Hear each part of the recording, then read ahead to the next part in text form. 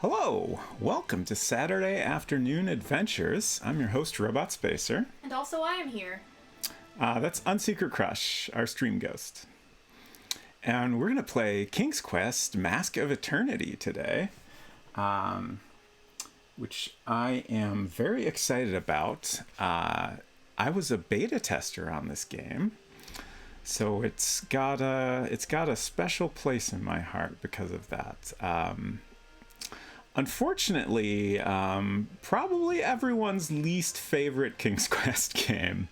And in a little bit, I'm going to share some info that might help explain why things worked out that way. Silver Streak, welcome. Silver is also a beta tester on this game, though unfortunately he is not credited. Like I was. Welcome Dr. Shellbait and Siku. Great to see you all. Hope you are doing well. First of all, just a note, setup's a little different than usual. This is a Windows game that is not supported by like ScumVM or anything like that. It also is not super compatible with the latest version of Windows. So basically, we've been streaming from M1 Mac, which is much more powerful. I had to go back to the Intel MacBook Pro that we used to stream from. So I'm not worried about anything running super poorly or anything, but it is a little different setup, and it's not quite as beefy as our usual Mac. I had to like bump the frame rate down on the webcam a little bit. Bitrate might fluctuate a little more than usual, but hopefully it'll go smoothly. Also, this game came out in the time of Windows 95 and 98. I'll be running it in XP in a virtual machine. So that's a little bit of a question mark. I do have a patch installed that works around some compatibility issues and common bugs that people have run into. So fingers crossed, hopefully we'll be good. Siku said compatibility mode in Windows. I forget the exact setup I have. I can't remember if I had to turn on a compatibility mode. If anyone is interested in getting this game up and running, basically you have a couple options. It is available from GOG. As far as I understand, the most popular patch for the game is not compatible with the GOG version, but if you're running a slightly more recent version of Windows, you might have better luck with that version. I believe they officially support Windows 7, and from what I hear, GOG support is pretty good with helping folks work out issues and or giving you a refund if they're not able to help you. I am actually running, it's been a while since I set this up, like several games back I started messing around with it, but I believe I ended up using my actual CD copy of the original game, along with a patch that's called like KQMOE fix, I want to say. You can get it from sierrahelp.com. Which has a lot of both links to patches and tips for getting various Sierra games up and running on more modern computers. So I definitely give that a look if that's something you're interested in. Let's see. Vervain, welcome. Good to see you.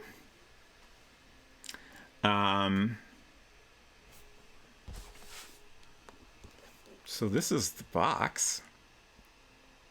Another big one.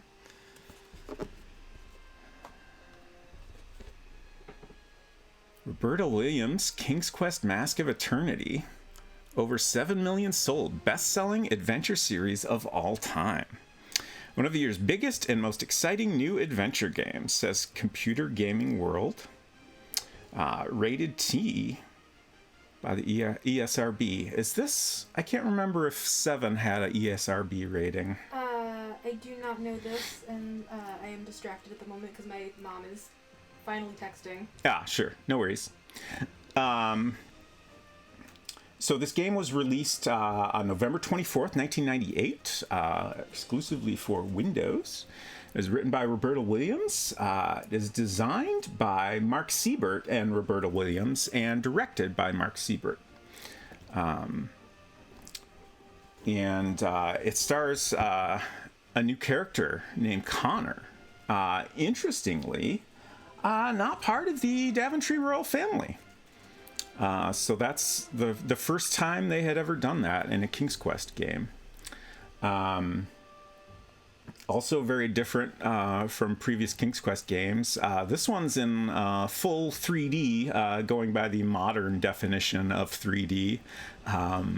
The earlier games were marketed as being 3D adventure games because, you could walk around a environment that had depth. But this one is, it's all polygons, and you can freely move the camera around. So, this is what we consider 3D to be these days. It's a lot more action oriented. We have, as you might guess from this cover image, we have full combat. There's multiple different weapons you can use. There's sword. You can just punch guys. I believe there's a crossbow we can get at one point. So all kinds of interesting things, and we also have some more action-oriented puzzles and a little bit of kind of physics-based puzzles and stuff like that. So it's a very different one. Hey, Tom, good to see you. So the back says, conquer those who would destroy forever. Jeez. Master storyteller Roberta Williams brings her best-selling King's Quest series into the next millennium with a revolutionary blend of technology, gameplay, and storytelling. Longtime King's Quest fans and 3D action gamers alike will revel in a universe teeming with mythical monsters, magic elixirs, and hand-to-hand combat. Enter this deep and compelling tale of an eternal champion's struggle to restore the Mask of Eternity and save the kingdom of Daventry. Never before has action been so intelligent or exploration so intensely thrilling. And we have some bullet points. Revolutionary 3D action engine gives you complete freedom of movement. Experience all 7 worlds.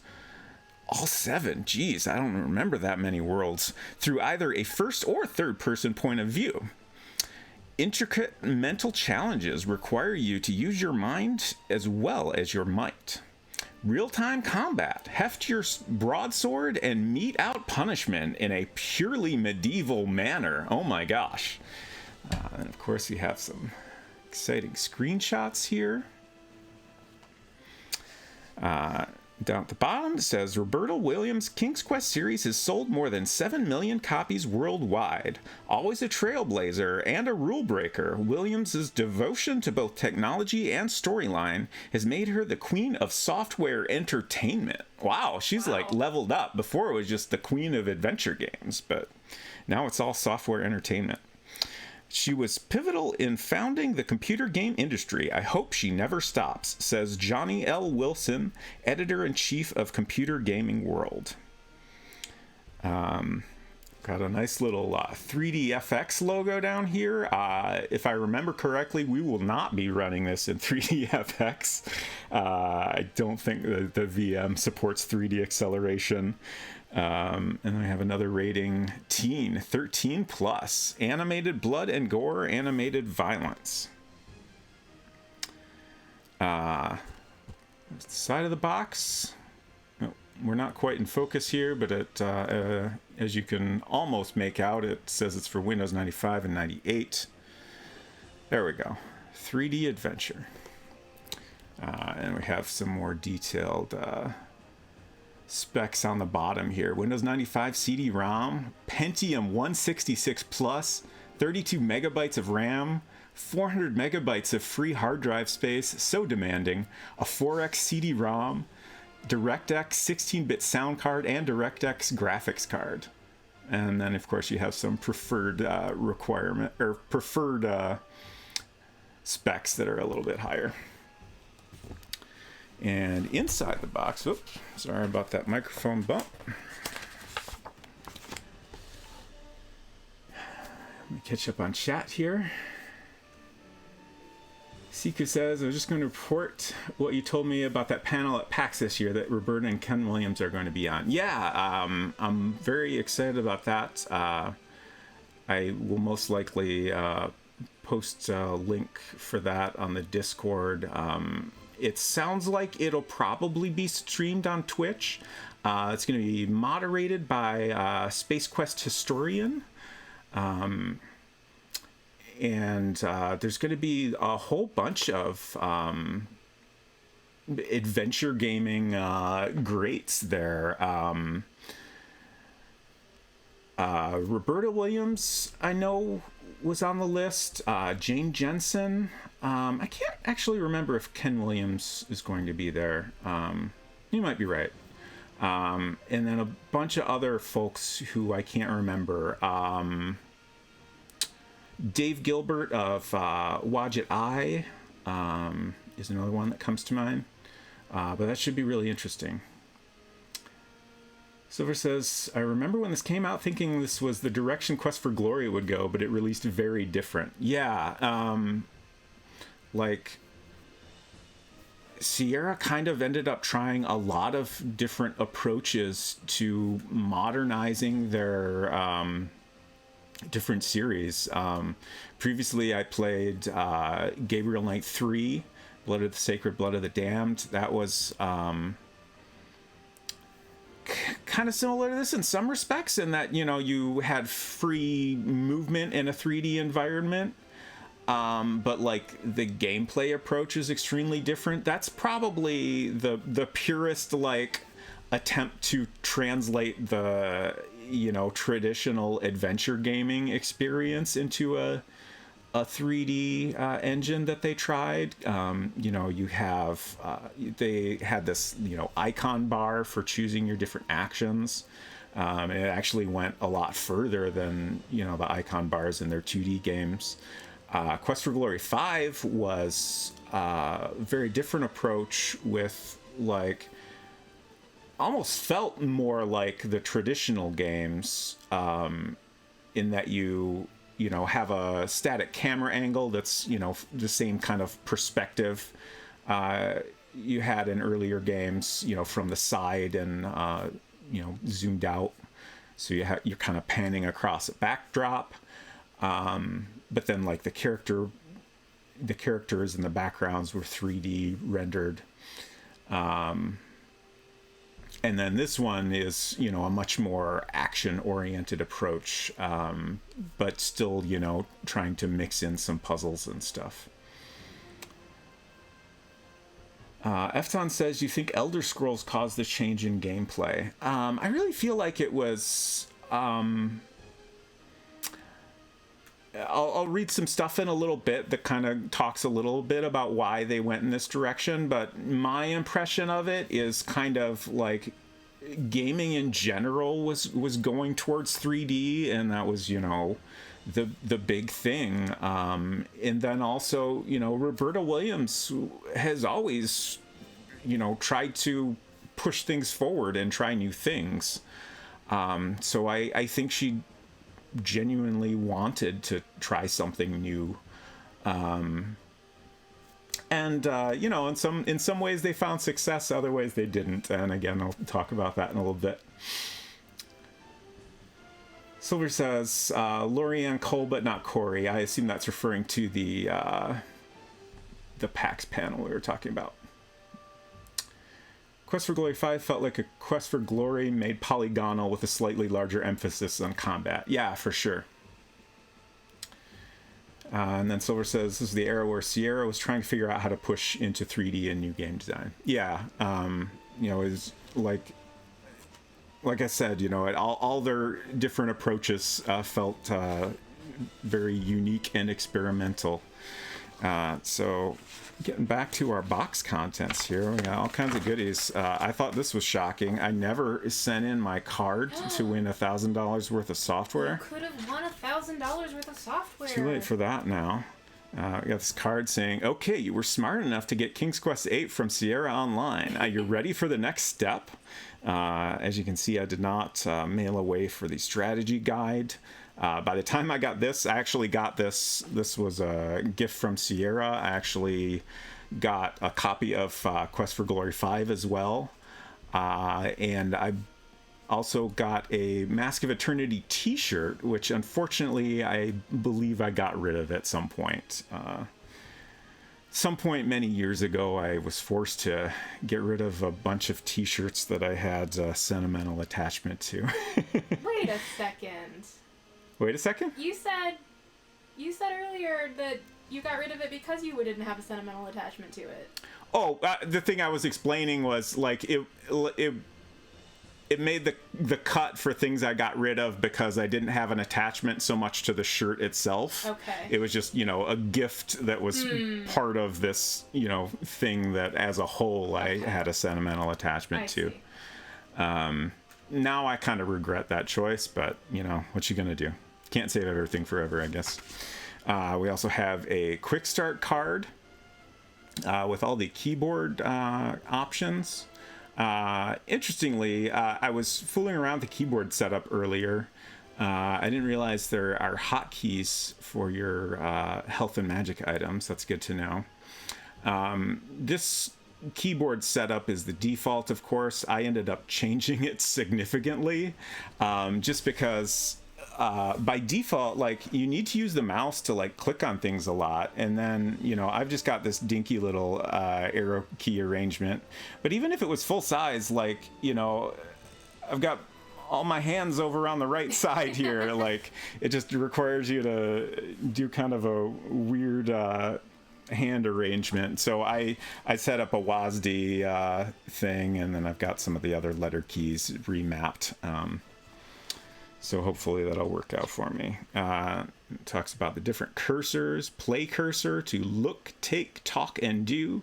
Arrow cursor to attack with a ranged weapon or talk. That's weird. Sword cursor to attack with a hand weapon or talk. I guess if you're clicking on a weapon on a friendly character, you're not going to attack them. You're going to talk to them instead. And then we have an inventory cursor to use your selected item on whatever you're clicking on. And then have inventory and the top bar. I don't think I'll bother to read over this. I think most of this is pretty straightforward. We have a bunch of different items. We have mushrooms get you 5 points of health. Crystals get you 50 points of health. Sacred water gets you 100 points of health. Elixir of life gets you a full health restore. There's a shield, potion thing that gets you 50% or plus 50% to current armor.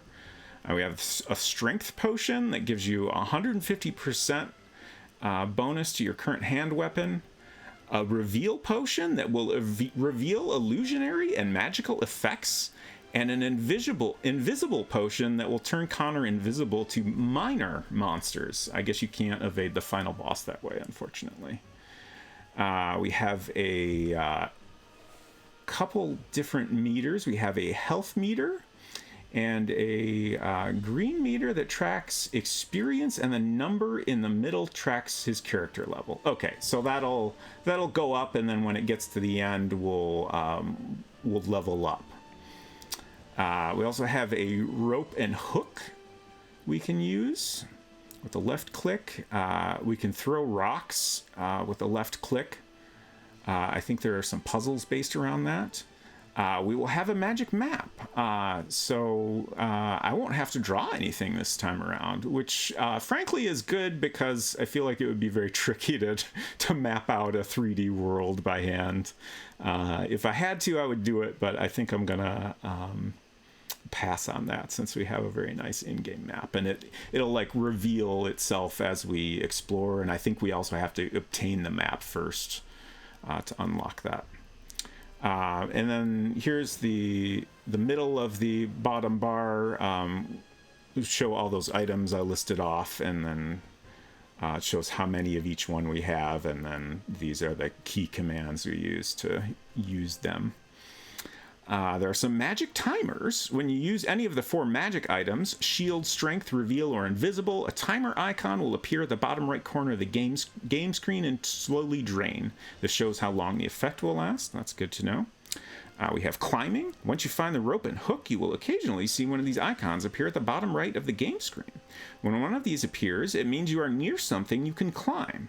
Determine what it is, select the rope and hook, and then click the hook icon on the wall.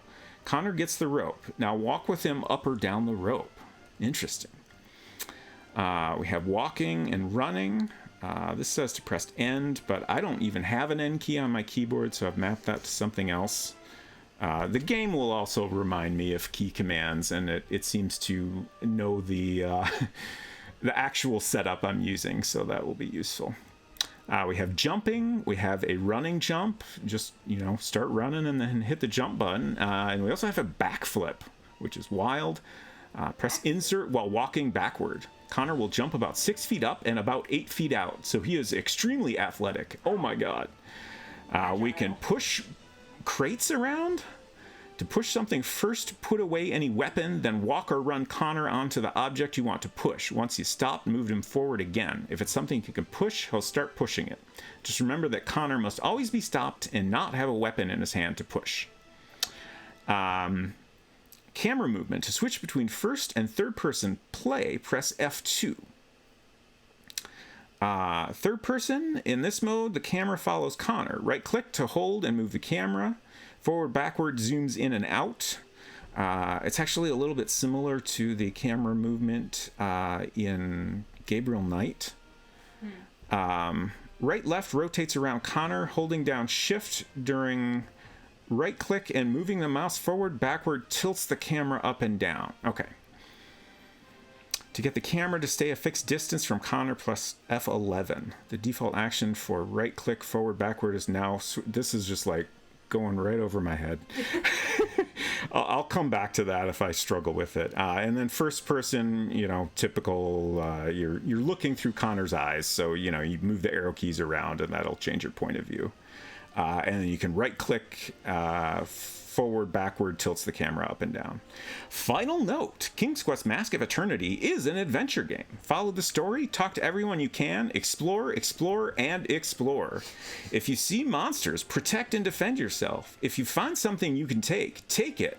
Most of all, have fun, enjoy, and save often. Very important. This is interesting little booklet labeled e-ticket rides. I think this is just ads for other current games. For fall 1998 and winter 1999. Let's see what we got here. Of course, Mask of Eternity. Apparently we're going to ride some sort of ice dragon at some point. Honestly, do not remember that. That's very exciting. We got Return to Krondor. Caesar 3, Build a Better Rome. Half-Life, which was published by Sierra. Wild. Worldcraft Pro, interesting. For those who think playing God is a good thing. Wild. Like, it looks like it's got a full 3D editor and stuff in it. This incredible level of Half-Life was built with Worldcraft Pro. Wild. So it's like a level editor. Was used to create Half-Life and allows users to build their own levels for Quake 2, Hexen 2, and other popular 3D shooters. Fascinating. Homeworld. And Lords of Magic Special Edition. Very exciting. And then, of course, we have the manual, the full manual. Apologies, I'm very behind on chat. Efton said, PAX panel, Roberta and Ken, Ron Gilbert, Al Lowe, Jane Jensen, and Dave Gilbert. Wow.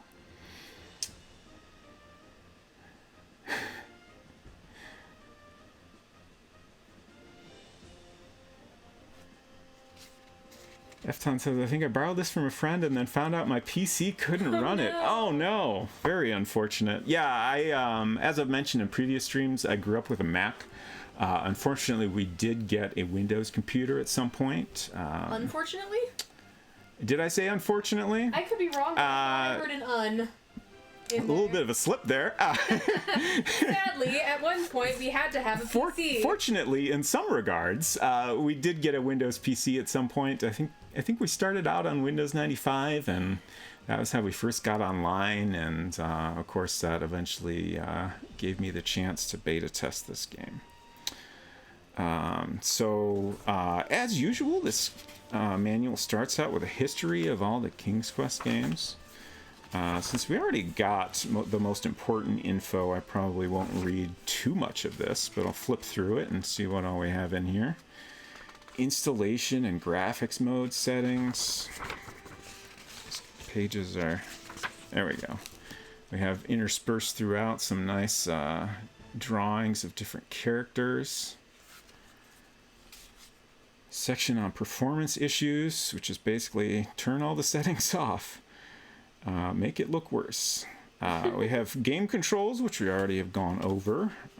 This looks a little more wordy, but basically the same info. We have a bit about conversations. Listen carefully to conversations. Characters give important clues to puzzles. Sometimes it takes several clicks to get to the end of a conversation. Just because the character has stopped talking doesn't mean that they have nothing else to say. Clicking on a character after exhausting the talk string will result in the playing of a summation. You will never miss an important message. Okay, that's great to know. So we want to talk multiple times and we can get a recap if we need to. Ooh, we have teleporting. Exciting. During the course of gameplay, you will find a magic map. The magic map can be opened and closed by clicking on the map icon on the interface or pressing tab. The magic map will track everywhere Connor goes. The forward and back arrows under the map allow you to page through the maps of various displayed worlds. At the bottom center of each map is the name of the current world. Located at the bottom right of the map is a teleport button. Each world has one teleportation location except the realm of the sun, the final world. Once you find these, you can then teleport between teleportation locations. This button will be grayed out until it's possible to teleport. Good info. CQ says, we had PCs because of AutoCAD. Actually, funny you should say that. Honestly, probably the reason we ended up getting a PC too, I'm guessing. My dad was an engineer. Like, I honestly don't remember for sure. But like, I would not be surprised if that was a big factor. This was more my parents' decision, and I don't remember for sure, but definitely for a long time he's been using Windows for doing CAD stuff. And we have gold. As Connor travels, you will find gold hidden in places, and some monsters will drop gold when they die. Make sure you take any gold you find. There are several places throughout the game where you'll be able to buy items and information. To use the gold, click on the gold icon on the interface. The cursor turns into gold coins. Now click where you want to use it. If you have enough gold in your inventory, your gold will be automatically reduced by the proper amount and the exchange will be made. Oh, we have a mask icon, which serves two purposes. Each time Connor finds a mask piece, you'll see it appear here as well as in inventory. So it'll give you an easy visualization of how many pieces you have found. This is what the game is all about, as Connor will find out soon enough. His quest is to find all the pieces of the broken Mask of Eternity and return them to their rightful place. If you right-click on the mask, Connor will tell you how many pieces he has found. A left-click takes you to the main menu where you can make all types of game adjustments, including starting a new game, save, load, adjust game options, replay the introduction, and quit. And I noticed somewhere else when I was looking through things that we can right-click on any of the inventory items for a description as well. Good evening, Cosmic Void. Good to see you. this your first time playing Mask of Eternity? No, not even close. As I will talk more about in a bit, I was a beta tester on this game. Was fortunate enough to give it an opportunity to test the game through their Sierra's forums at the time. So I've got a stack of alpha and beta builds next to me here, which I'll show in a little bit. And I played it many times, as well as eventually played the final version after it was released. However, this is my first time playing it since then. So there's definitely a lot about it that I will not remember. What was your forum username? That's honestly a great question. I do not remember. Got lost to the sands of time. I am guessing this was slightly before I came up with Robot Spacer. I have been using that one for quite some time, but not always. Now we have in the manual a list of the lands. I'm not going to read all this text right now. Actually, let's read the section about the Kingdom of Daventry where we start, and then maybe we'll come back to this as we get to new areas, if that seems useful. So we have the Kingdom of Daventry. Connor lives in an area just outside Daventry. The community is made up mostly of farmers. A grinding mill in the center of the community is for the processing of grain. Connor lives here where it's less populated and nearer trade with hunters, as he is a tanner. And then we will also be going to the Dimension of Death, the Swamp, the Underground Realm of the Gnomes, the Barren Region, the Frozen Reaches, and the Realm of the Sun. Is that actually on the Sun? I don't know. I hope so. And then, interestingly, we have a list of, I think, possibly every monster in the game. We have Goblin, Spriggan, Zombie, Skeleton, Commander Skeleton. These guys are big and bad. When you see one of these guys, you're in for a battle. We have Weepers, Wandering Spirits, Scavenger Slimes, Carnivorous Plants, Mandragore Trees, Bubble Monsters, Swamp Fiend, Swamp Witch, Bat Manta, Rock Demon, Dragon Worm, Fire Ants. That's a lot of types of guys. Yeah, I know. Pyro Demon, Fire Dwarf, Basilisk, Ice Orc, Griffs, Frost Demon, Snowmane, Two-Headed Dragon, Henchman, Shadow Demon, Water Snake, and last but definitely not least, Lucredo. He's the reason for all this trouble. You'll have to face him at the end of the game. And then the manual goes on to give you some tips for fighting Lucredo, the final boss, which is wild. What was the thing that I said yesterday? You told me you were looking at the manual, and I think I jokingly said, like, are you learning how to win the game? Yeah, and then I looked through it, and I'm like, actually, maybe yes. Then we also have a section about hints, of course. Each of the 7 realms puzzles are mostly self-contained within their respective lands. In other words, if you're stuck in a land, you should probably look for your answers in that land. That is actually great to know, and I'm glad I read this. There will never be a puzzle that keeps you from progressing to the next land where the answer is not in the land you are currently in. However, that doesn't mean that some puzzles won't span lands, just that there will never be a puzzle to get out of a land that is not wholly contained within that land. Whew, I think I get that. We got some more concept art in the background here. I don't know what's going on here, but it looks like, is this King's Quest or Phantasmagoria? Wild. How to contact Sierra. You probably don't want to use these numbers these days. Some more nice concept art back here. It's an interesting creature. Sierra no risk guarantee. Disc and or manual replacements. Sierra warranty and legal information. Did I miss the credits? Because this is important. It's very important. I don't usually talk about my real human name, but mine is Mike Piontek. And that's me right there. Michael Piontek, beta tester. Also, Jeff Keighley's in there. Everybody's favorite video game guy. I feel like we've talked about like you and I in our personal lives have talked about this before. Yeah. Was Jeff Keighley one of the forum people, or was he No. involved for other reasons? He was in some way involved with Sierra for quite some time.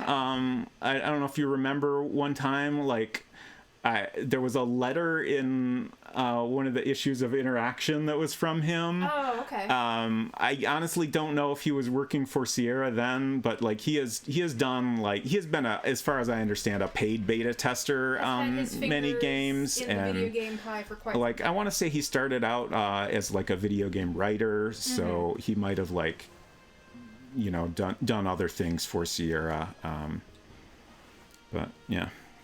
So he got paid and you did not. I got paid in King's Quest Math of Eternity and Quest for Glory 5 and a t-shirt. So that's all the box. I also have here not enough space to put things. That's fine for now. My big old stack of discs. This is paid in swag. all the discs I was sent over time.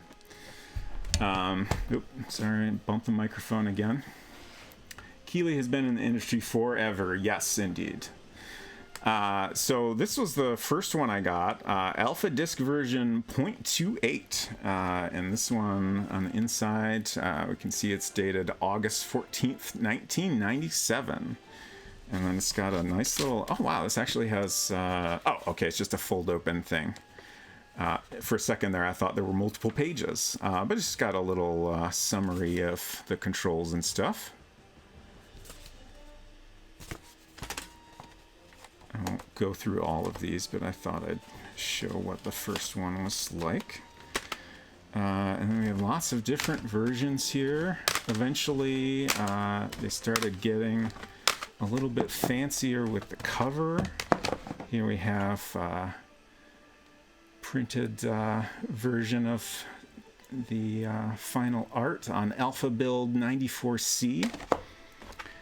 And then this last one is, I think, yeah, that's the only one that's actually a beta build. Build 104A. And at this point, they were like, they don't need a cover. They know what this is. This was October 8th, 1998. And again, the game came out November 24th. So this would have been a pretty close to finished build. And these are all like, CDR. Probably hand burned by an intern type of discs.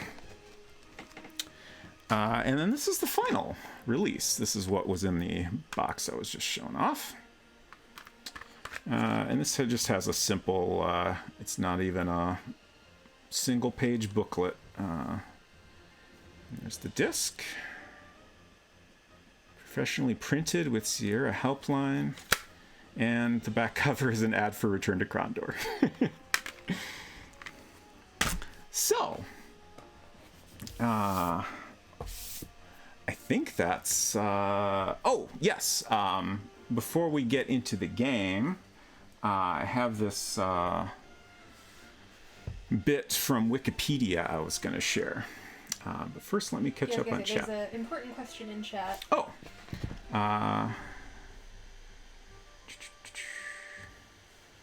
He consulted for a video game award show when he was 14 or something. Wow. That's wild. Also, just to put things in context, in 98, I would have been in like the middle of college. So I was late teens, early 20s, somewhere in there. So not nearly as accomplished as Mr. Keeley at that time. Or today. Do you have any copies of reports you sent in? That is a very good question. I was telling Unsecret Crush earlier, I should try to dig up, I know they sent me at least one, letter along with copies of the builds, and I feel like they, if they were not signed by Mark Siebert, they were at least, with his name on them. since he, of course, was the director of the game. I would love to see those myself and share them if I could. So at some point before we get to the end, I'll try to dig those up. As far as bug reports I sent in, that might be a little trickier. I wouldn't have a printout of those because, I would have printed them out and sent them in. And a lot of my older stuff has become a little harder to access. But I will dig around. That's probably late enough in my life that if I have like the files still, they would be on a backup that's been transferred between multiple drives at this point. So I might be able to dig that up. I'll see what I can do. I would honestly love to see that myself. What I remember is that I honestly did not find a ton of bugs. I remember feeling a little bad, like I wasn't working hard enough for free because I had so little to report. And I think I mostly focused on like actual bugs and like didn't want to critique the game design or anything. Like, I'm sure they wouldn't have been interested in that anyway.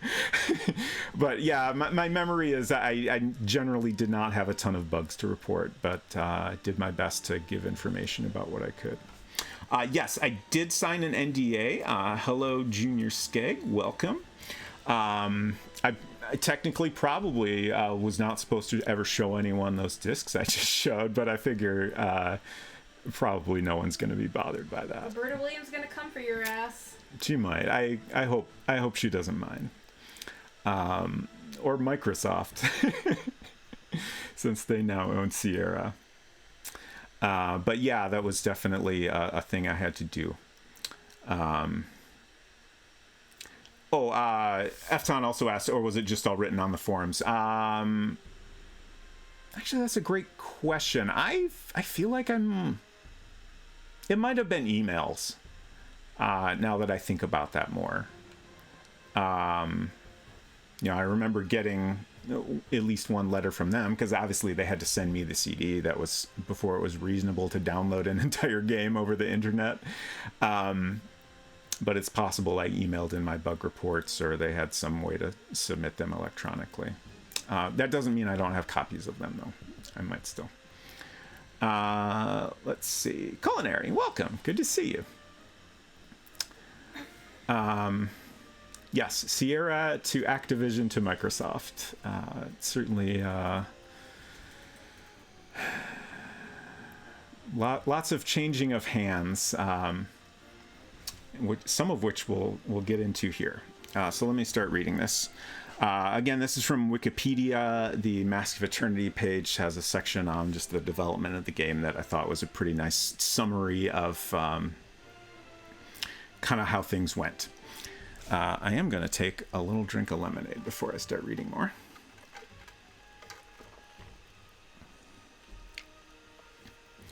Efton says maybe they can get it in on that MS money and make new adventure games. That would be amazing.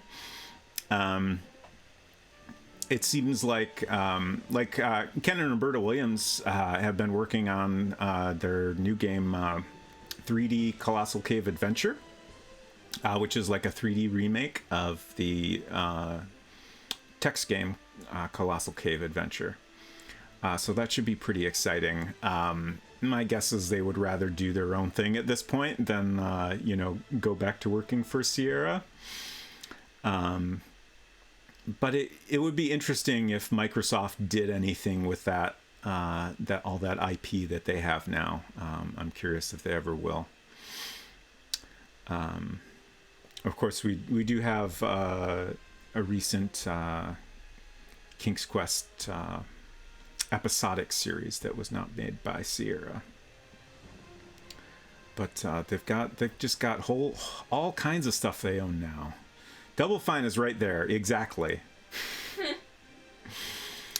Okay. Mask of Eternity went through 2 or 3 main development phases in which Roberta Williams' ideas changed, the engine was finalized, and the graphics were finalized. In fall 1996, Williams showed off some of her first screenshots of the game's levels, a few enemies, and the placeholder for Connor. Video showing the level development of this version of the game was included in the Roberta Williams anthology. There are scenes for 2 or 3 levels that were cut from the final game, including an undersea area and a green forested area with a village. I'm gonna have to try and see if I can find a copy of that online at some point. It would be very interesting to see that. That is an anthology I never had, probably because I already own most of the games in their original versions. By July 1997, the game had gone into its final phase and appeared much like it does in the final product. So that gives you an idea of, the game that I beta tested, testing started the month after that. So it was pretty complete, and not drastically different from the final product. The first gameplay footage of this version appeared in the King's Quest Collection 2. This version was not completed until December 1998. Hold on. That's interesting, since the same Wikipedia page said the game was released November 24th, 1998. Williams' team was forced to build the engine from an earlier version of 3Space. 3Space had been designed for running flight simulators and so was inappropriate for a 3D adventure game in several respects. It could not effectively display texture-mapped terrain up close, it could not animate 3D objects, and it had no means of streaming voice clips. Modifying the engine to serve the purposes of Mask of Eternity took nearly a year. Producer Mark Siebert explained that this was necessary because 3Space was the only game engine that could run both 3D terrain and interiors, thus enabling characters inside buildings to view and interact with characters and objects that are outside the building. Very interesting. Roberta Williams classified Mask of Eternity as either adventure or within a possible new genre, 3D adventure. As a 3D adventure, it retained a point-and-click puzzle system of traditional adventure games, but also included action-adventure elements, such as avoiding traps and rolling boulders. Williams wanted to break away from the drawn-out animations and lengthy cutscenes typical of adventure games, which led to the player spending a great deal of their time sitting and watching. In particular, she had just finished making Phantasmagoria, which she acknowledged emphasized story at the frequent expense of interactivity, and felt compelled to create a game which went in the opposite direction. The game includes many actions and puzzles that could only be done in 3D, many based on physics, rock tossing, jumping, climbing, or 3D combat. For example, cutting down a tree to block a river from turning the wheel on a mill, or killing an enemy so that it falls and depresses a pressure plate. Alternatively, a rock could be used. The team decided against enabling multiple solutions to puzzles after their researchers uncovered that the overwhelming majority of people who buy a given adventure game never finish it, much less replay it. 3D also allowed the team to expand on and focus on the exploration element, which was one of the main highlights of previous King's Quest games.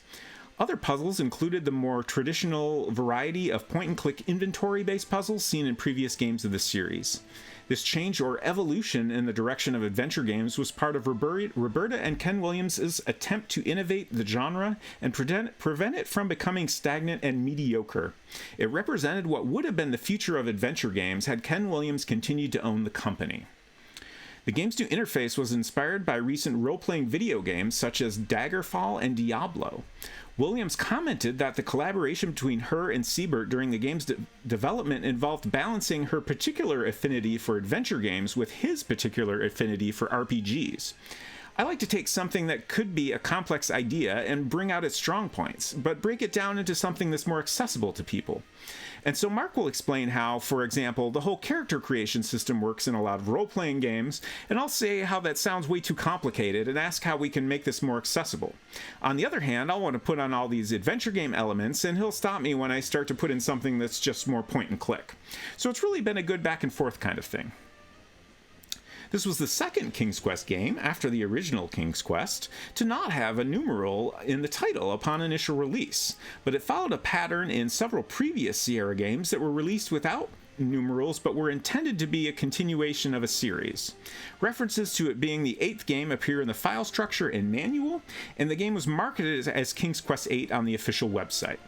The updated game card box art for digital release lists the game as King's Quest VIII Mask of Eternity. And then on a separate Wikipedia article, they kind of go a little bit more into like the background of like the not so great stuff that happened during the development of the game. So in 1996, a company called CUC International acquired Sierra, as well as Davidson and Associates, a educational software company which also owned Blizzard Entertainment at the time.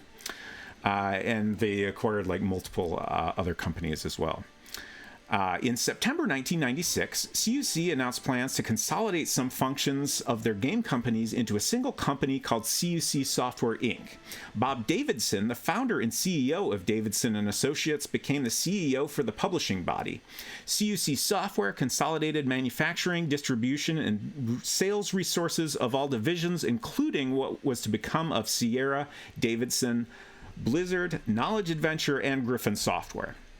Between September 1996 and January 21st, 1997, due to conservative criticism over the content, citation needed, in King's Quest Mask of Eternity and Phantasmagoria by Davidson and Associates, a team of managers was assigned to work above Roberta Williams. They began creating their own version of King's Quest VIII while ignoring her version. Their version was purged of combat, violence, and possibly religious themes. Citation needed. While Williams continued to work on her own ideas, including its own script and puzzles, the Davidson teams of managers began to design their script and puzzles for their own version of King's Quest VIII. Davidson's intervention was ultimately stopped after Davidson left the company in January 1997. Williams reasserted her control, but this was not without its damage to her version of the game's final release due to loss of time and funding. And it was already hurting from other technical issues. And then, while I was digging around, I was actually trying to look up the Sierra Gamers page for the game, which often has some interesting downloads. They always have they usually have like the manual, a hint book, and then like a bunch of articles, which is always interesting to look through. But then I happened to come across some very old, it was, I guess, archive posts from somewhere else, where someone asked, I can't remember exactly what the question was about Mask of Eternity, and there was a pretty lengthy response from Ken Williams about the development of the game. So this is that post. King's Quest VIII is a wild story. King's Quest VIII was in development at the same time that the company was sold. Basically, Sierra went through changes during the development of the game, and those changes are reflected in the game. During the first half of the game, I was the CEO. During the last half of the game, my status shifted to a reasonably nice guy who used to work here. My way of doing things was different than the new way of doing things. My number one issue was always to maintain the clarity of vision of the game designer. A Sierra project like King's Quest VIII has nearly 100 highly creative people on it. Many of these people were working at Sierra because they wanted their shot to be a game designer. It was not uncommon for everyone on a project to seek opportunities to put their mark on the game. This is a delicate issue. I recruited people who could be designers, and I was a huge supporter of creativity. Roberta wanted ideas from the team, but at some point, if you accept too many ideas, the product can become a muddy mess. There were dozens of people on King's Quest VIII who could have been the designer, any of which would have made a great designer. But unfortunately, if this tendency on the part of the developers to add their creativity to a product isn't carefully controlled, the product starts to veer into design by committee. Roberta had her vision for the product, as did almost every person on the project. When I lost control of Sierra, Roberta's ability to maintain her control over King's Quest VIII was also eroded. The product that shipped is very different than what would have shipped had the company not been sold. There was another issue at work on King's Quest VIII. Roberta is a perfectionist. I'm guilty of the same sin. Whenever she would play the game, she would turn in lists of hundreds of bugs. Perfectionist can be a pseudonym for nitpicker. When a development team gets a long list, the natural tendency can be to look at some bugs as nitpicky. I always supported my designers. I wouldn't let a game go until the designer was happy, with a couple of exceptions that I regretted later. Even when it seemed like we were spending lots of money to fix stuff no one cared about. It was critical to me that the game our customers played represented the game our designer wanted produced. When I left Sierra, Roberta's ability to get bugs fixed diminished. Ultimately, the last year of King's Quest VIII development was a tough one for Roberta. For a long time, she refused to let the game ship, and there was threatened litigation floating around. This is not to say that the game that shipped isn't a good game. Roberta was reasonably happy with it in the end, but it reflected a much wider product vision than Roberta's alone. People other than Roberta influenced its development in a greater capacity than in her previous products. There will be some gamers who see this change as positive, and some who wanted a Roberta product more consistent with her prior products. There is also an example I used on this point. One of my favorite authors is Stephen King. I also like Peter Straub. Each alone is a best-selling, mega-selling, in King's case, author. They co-wrote a book, The Talisman, which bombed. Either alone could have sold plenty of copies, but together the whole becomes less than the parts. King's Quest VIII had wonderful people on it. This message should not be construed as being derogatory to anyone, other than I am definitely critical of the management changes that took place. My belief that is if the new owners had taken a couple of days to ask about what made Sierra special in the days after acquiring it, they could have asked me, or better yet, its customers, before dramatically changing things, things would have gone a lot smoother in the transition. And I am very behind on chat again. Silver said, it would be so wild to see Tim Schafer made game with the Sierra series. I could see him making a great Space Quest. Yeah, that would be very interesting indeed. And Cosmic Void says, the anthology is how I became aware of Mask of Eternity. I think it also included a trailer for Phantasmagoria, which is cool. Neat. So, I think that's everything I wanted to share before we play this dang game. Now that you've been live for over an hour. Yes! It's time to play the video game. It is. I hope y'all don't mind this. Ultimately, I like to share this stuff, and I hope that me sharing things that I enjoy is fun to watch. I'm just teasing. I know you are. Do you want me to move this stuff out of the way? Yeah. That'd be good. So as mentioned, I will not be mapping this one since we have a nice magic map in the game. But I will be taking notes, of course. So you're done with the stack of beta discs also. Yeah. Make your drink a little bit more accessible. Thank you. King's Quest. Mask of Eternity.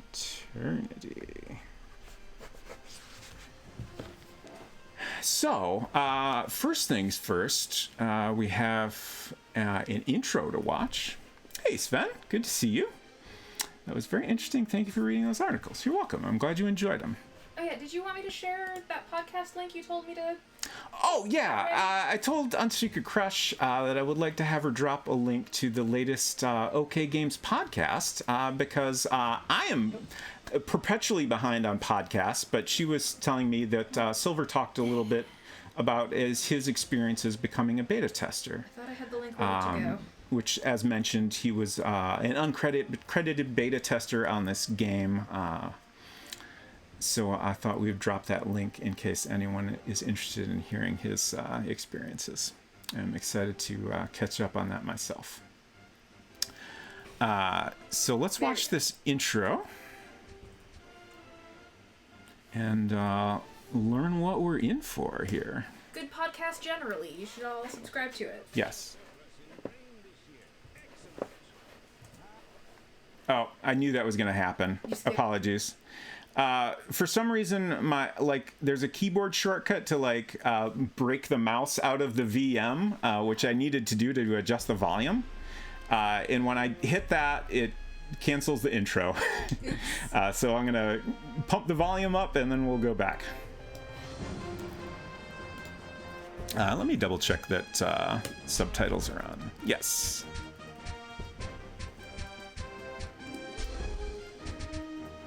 There we go. I see we are running a surplus in grain this year. Excellent. Aye, Your Majesty. 'Tis indeed good tidings for Daventry. We must begin construction immediately on a new silo. Aye, sire. Consider it done. Egad, King Graham. The magic mirror. Tell me, what does it reveal? Woe betide us, sire. A bad omen.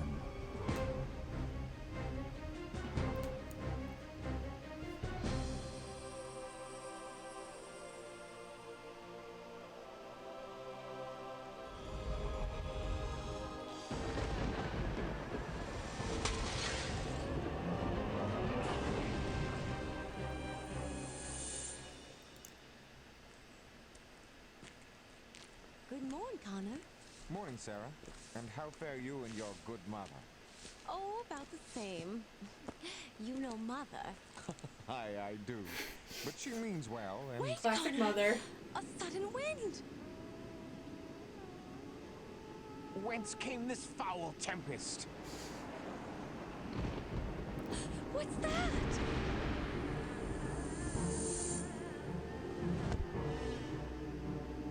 I know not.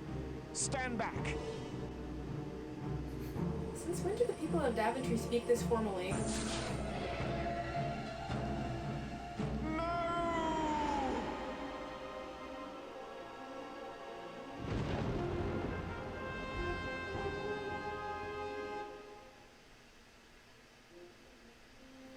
Yeah, apologies. I wish I had an option to bump up the volume a bit more, but I didn't want to have to restart the intro a third time. We'll tweak things if necessary during the game. And I guess we didn't get subtitles in the intro, unfortunately, but I believe most of the spoken like conversations during the game will be subtitled.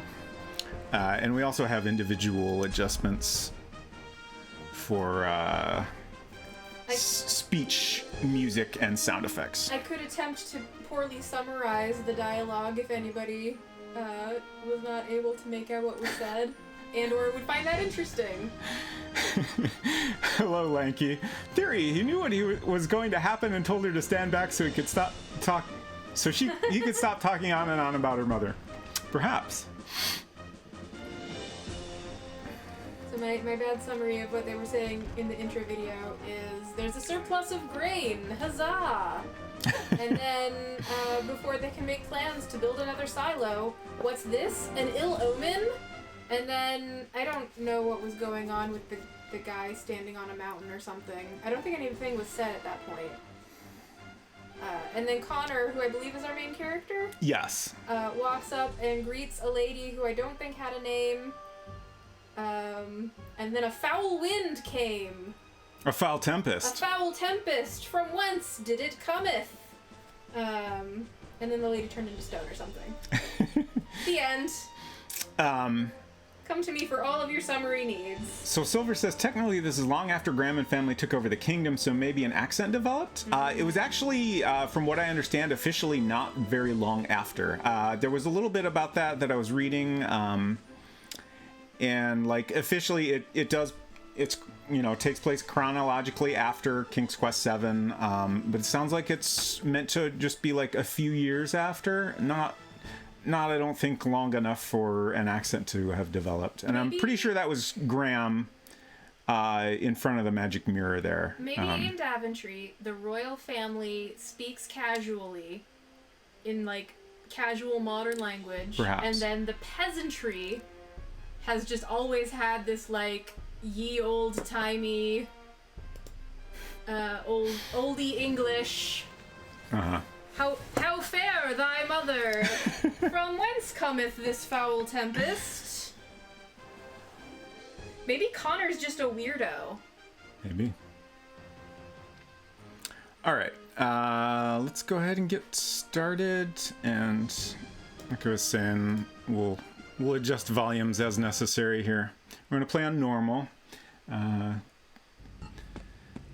Don't want too much of a challenge. By the virtues, what vile magic has invaded Daventry? And what is this? Look at those arms. He's jacked. Yeah. So we're going to have a lot of these little pop-ups at the beginning here. I'm going to leave them on because they're probably going to help me at least once or twice. To look at something or pick it up, click on it with the play cursor. To switch to the play cursor while armed, press Alt. And fortunately, these little tips, like this is showing me the actual key I set up. So that should be correct. Be gone, Raven. Leave her be. Whither does it fly? I don't know why he's so concerned about the Raven. Let's see. Oh. Moving Connor. Use the 4 arrow keys or their remapped equivalent to move Connor. To switch between walk, run, press end. Note that Connor can move forward, backward, and turn at the same time. Okay, maybe this isn't always adapting to my setup. Because I already forgot what I did for switching between walk and run. Let's consult. So I did a WASD setup again, so I don't have to like scrunch all over on the right side. Oh, did I fail to remap that one? Whoops. So let's see. I'm trying to show my keyboard. So this is my walking around. I've got switch weapon here. I've got equip and unequip here. I've got map on tab. Modify action shift. Toggle cursor is option or alt.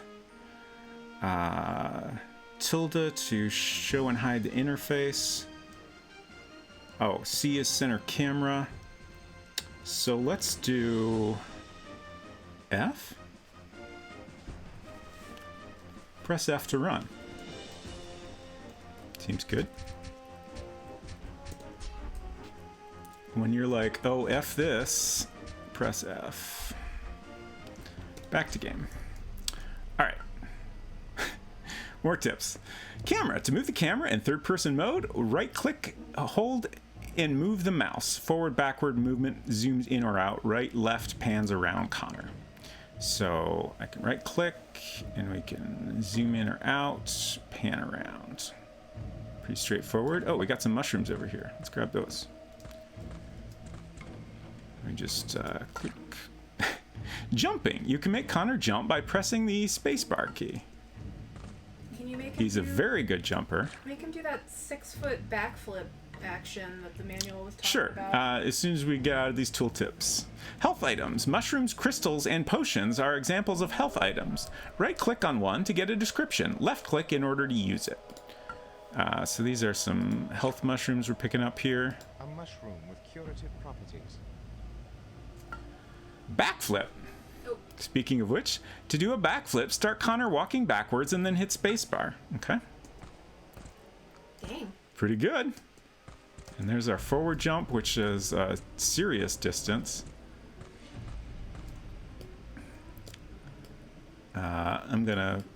It's gonna be a while till I get used to right click to move the camera. I think I keep doing the wrong click. His silhouette is very strongly reminding me of Disney's Hercules. The shape of the head and the breadth of the shoulders. Yeah, I can see that. Silver said, yeah, I actually, on my Spooky Tuesday stream, I set up the volume up and down because I needed that for Gabriel Knight 3, but I never bothered to set it up on this collection of buttons. But yeah, I do know how to do that. I just didn't realize I needed it. Sven said, I think it's clear from the intro and such mistakes in the dialects that Roberta didn't have that much influence anymore. It's interesting that, let me double check here, but I believe, yeah, Roberta is the sole credited writer on the game. I like the headcanon that Connor is just a big old nerd. Sure. Maybe no one else that we encounter in the game is going to speak exactly like he does, which is, I don't know how else to categorize it than guy who's really into the Ren Fair. Saving. You should save your game often. To save a game, go to the main menu by hitting escape and then select save. Okay. Let's do that right now just to get in the habit. Easy. We get a little thumbnail to show us where we're at. And back to the game. Let's see, we got some more mushrooms in a basket here. Love that little slurp sound effect when we pick them up. So the foul tempest turned everybody but Connor into stone? Is that what's going on here? Yes. If you look closely in the intro, he is picking up a piece of the Mask of Eternity. Oh. As this like blast comes through. Fascinating. So him holding on to that piece when that hit is what kept him from turning to stone. Interesting. Widow Burke, I pledge my life that both you and Sarah will walk our fair land once again.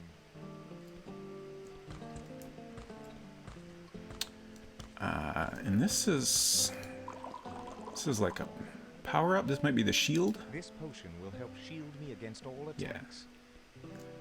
So that gives like a 50% shield boost.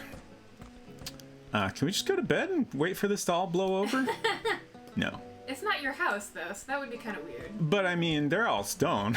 That's true. Who's to argue?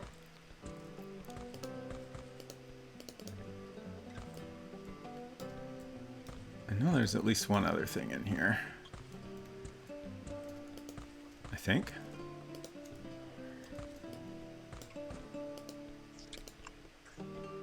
Oh. I think he's like chowing on some stew here. So presumably if we had lost any health, we would have gotten it back. Alright, that seems like all we got in this room. So I know there's... Oops, sorry, Sarah, who seems very small. I guess it's because we were on the steps. He's also just... He's a big boy. He is a big boy. He is a big, beefy boy.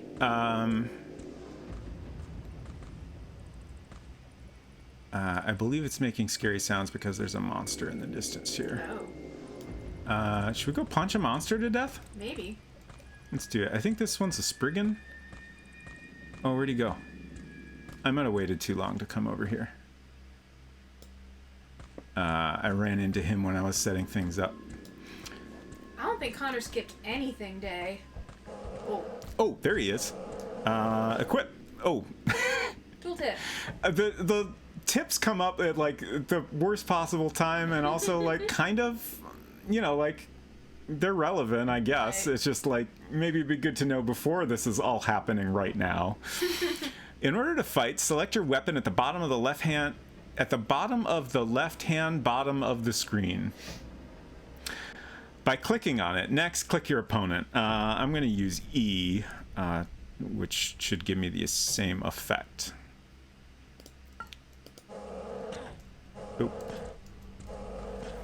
Am I wrong? I'm dying. I might be about to die here. I don't know why E isn't working. Oh, it's Q. I set things up differently than I thought. Whence came these foul creatures? Oh. This is madness. I have none health. I think I might die when we're out of dialogue boxes here. Geez. Slain monsters often carry useful items. Always search their remains to see if anything important was dropped. Are you out of mushrooms? Jeez. Play cursor. To switch to the play cursor without putting away your weapon, press and hold down Alt. I think that popped up because I actually used the wrong thing to click. Okay, we're not dead. That's good. I'm gonna see if I can go have some of that stew so I don't have to waste my mushrooms. Oh, okay. That seems risky, but okay. I think this little one down here is actually my level, character level. Okay. But I probably do also have just like 1 HP. These controls take a little getting used to. But we will get Connor in this door. Oh, I'm still in equipped mode. That's part of my problem. Okay. I might have eaten all the stew already. Okay. We'll have to have mushrooms. Okay. It just takes 2 mushrooms to get a full heal. That's not so bad. Okay. Let's go back to this other house. I'm pretty sure there's something in there. I did not explore very much of this game when I was setting up, but I did go in this house. And then a previous time I was testing things out, we missed some money here. I found, like, somewhere nearby, there's like a wizard guy that I think is the one that gives us the map.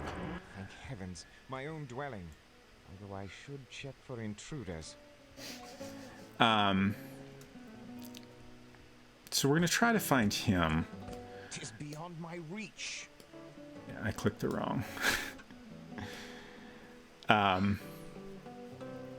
But I don't know what direction he is. Connor was very concerned about the raven that flew off, so that might be the way to go. Can we do some painting? No. Shame. Missed opportunity.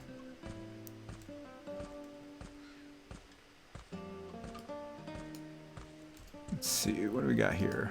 Oh, My dagger. a dagger. Nice. Sounds handy.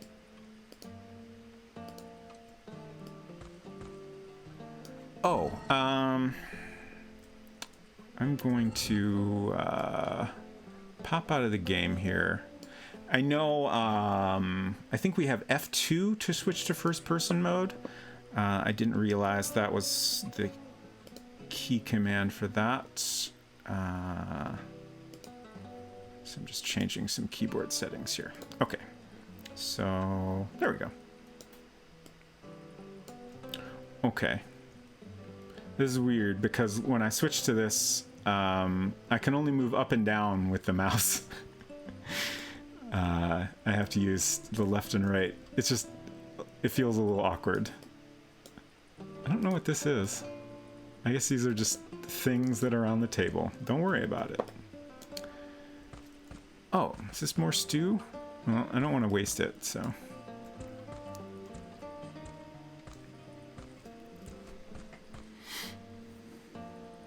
Yeah, I believe it is a wizard guy we know that we're looking for. Oh, money! For a peasant, Connor's got an awful lot of tableware. Yeah, might be like hand-me-downs, you know. Sure.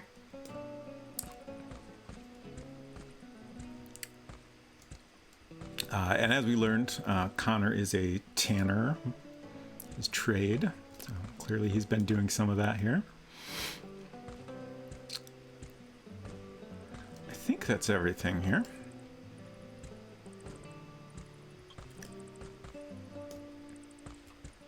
Shame we got this dead guy outside our house now, but what you gonna do? Let's see if we can figure out where that raven went. Jump is very fun. Certainly sounds very spooky outside. Yeah. I don't think this is actually where we want to It's go, a but long jump, but Oh. I can make it. okay, neat. Let's back up. Can you backflip that? He's confident, but I'm not. Okay, we did it. Nice. Oh, you should not enter the graveyard until you are at least level 5. As you explore, you will find some areas to be too hard. If so, explore other places and come back when you are stronger. Good to know. Don't tell me what to do! I mean, I'm... Ooh, okay. So, if we were ready for it, this would be a good place to drop down on this guy. Can you air assassinate whatever that is? I don't think we can do like a stealth assassination insta-kill. That's too bad. Be pretty sweet. Yeah, it would. Okay. I don't know if there's fall damage in this game, actually. But fortunately, that did not seem to hurt us. So... yeah, we don't have any kind of map we can look at so far. I'm just going to wander around. Oh, here's another guy. Okay, so I guess I gotta press Q to get my weapon out, but then I can press E to put it away. Hopefully I'll get used to that eventually. Oh, we got a skeleton here too? Oh no, it's a mummy. He's a pretty good fighter. Experience. Connor's ability level increases through experience. The green meter tracks experience. When it fills up, you will gain a level and the meter will reset. Okay, so we're now level 2, and we've got a little more than a third towards level 3. Got some more coins here. They're a little bloody, but don't worry about it. What kind of animal is this? Oop. It's another... Is that a pig? Aw, I can't interact with it. I think it's a pig. Yeah, for sure. Oh yeah, it's making little pig-like sounds. Yeah. It's very good. Here's another stone person. Not the wizard we're looking for. Farmer Sims, even you? Oh I no. vow to you with every fiber of my being that you shall work your fields once again.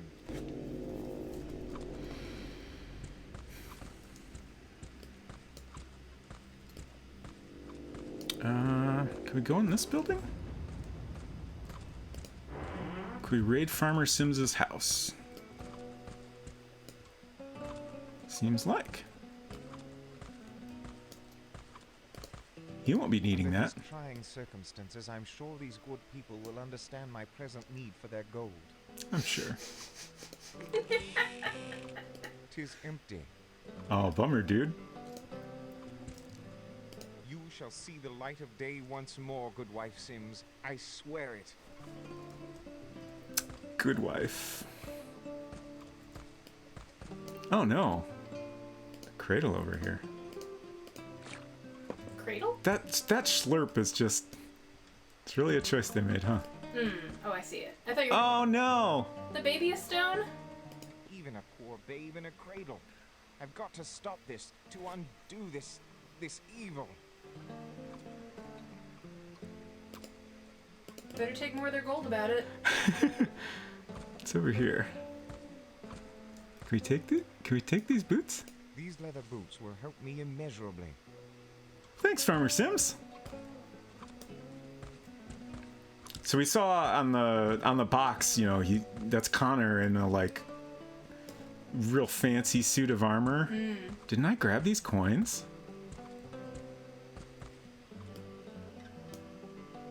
Under these trying circumstances, I'm sure these good people will understand my present What is need this for their shadow? gold. Yeah, it's glitching out a little. Don't worry about it. Okay. Did we discover an infinite coin glitch, or were there two piles of coins? Oh, the money jumped out of the box? I did not see that. That makes sense. Well, he said 'tis empty, but maybe that was after he took the gold out of it. I guess I opened it and then I clicked on it. Okay.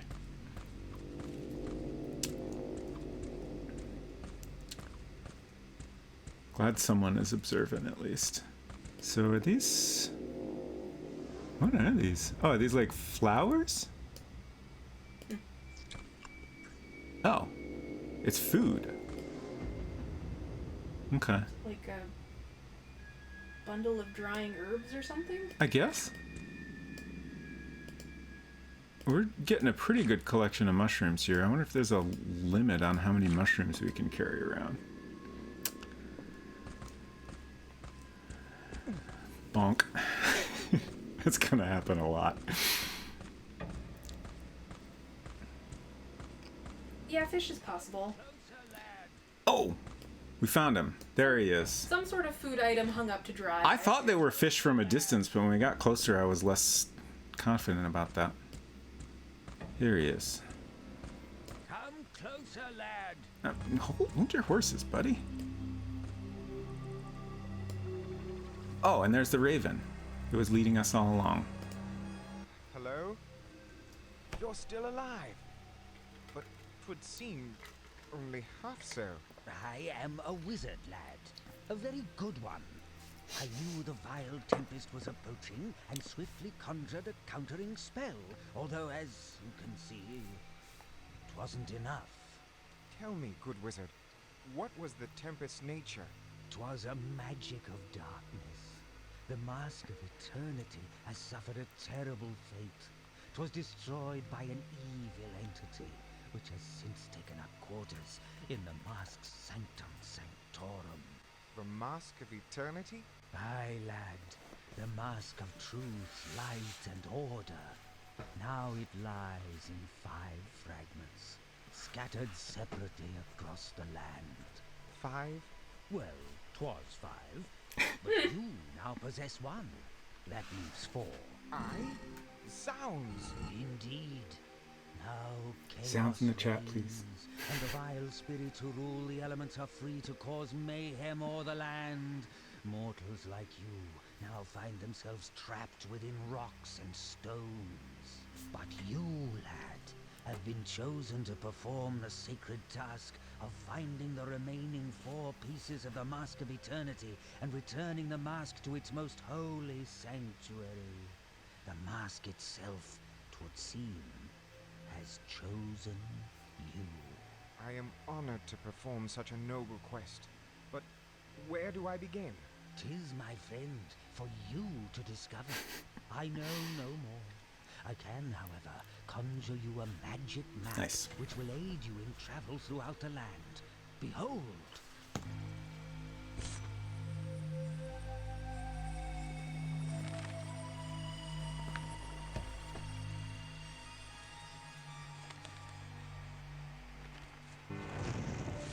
I am grateful, sir.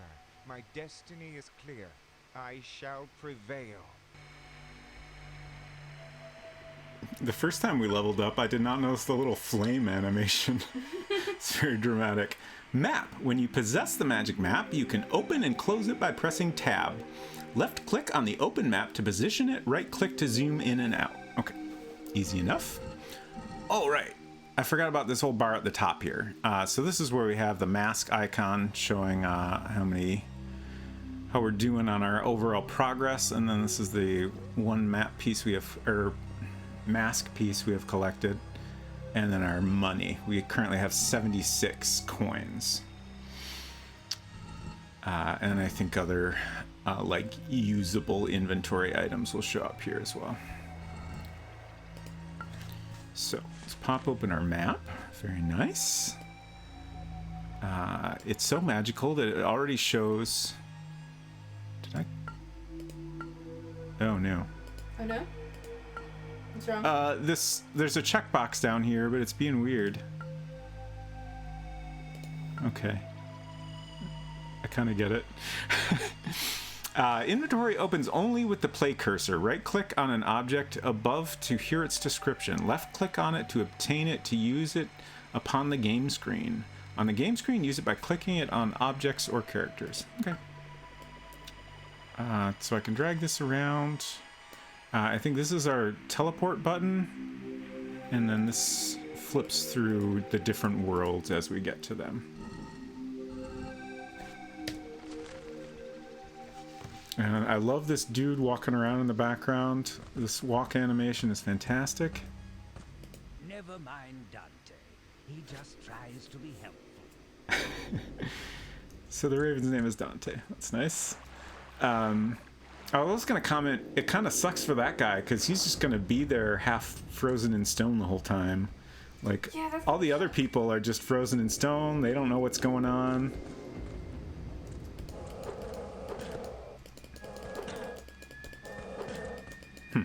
There we go.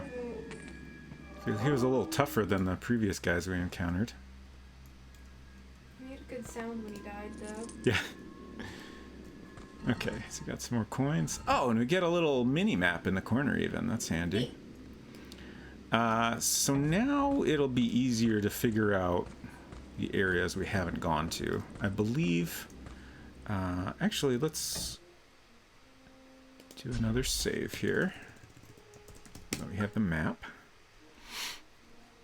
And I'm gonna confirm what happens when we try to go in the water. I don't know if we'll die or if the game will just not let us do it. Oh. Or it's fine, actually. I didn't expect that. Not that deep? Yeah, I assume if there were deeper water, we would not be able to go through it. Right. So we're on a little island here now. Is there anything useful here?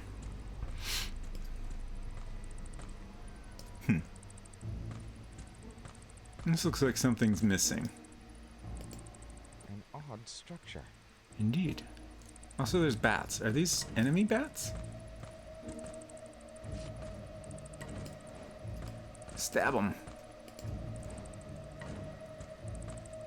I think his frozen half ages. I was wondering more like, is he gonna get hungry? Because like, if he needs to eat, I don't think he's gonna make it. Right. But he's a wizard, so maybe he has a way of dealing with that. You could just conjure some food, or Maybe the Raven will bring him some snacks. Yeah, that's a good idea. Also, it's interesting that this didn't affect animals, right? Like, all the animals and monsters are fine. Also, now I'm wondering, like, were all these monsters always around? Very good question.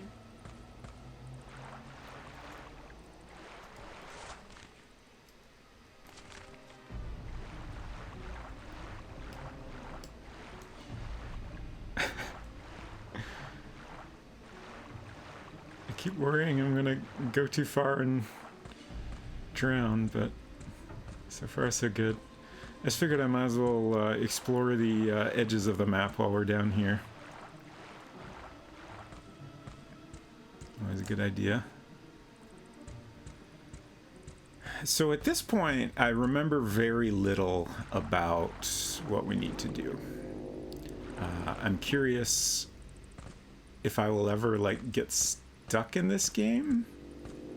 My memory of it is that there aren't any puzzles that are super challenging, but maybe I'm forgetting some stuff, so I'm excited to find out.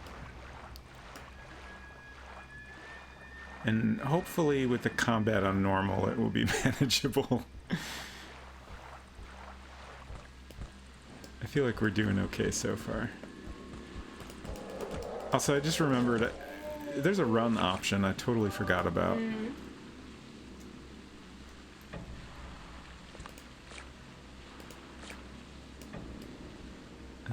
Okay, he just dropped a couple mushrooms, no money. Oh, so here's the water wheel.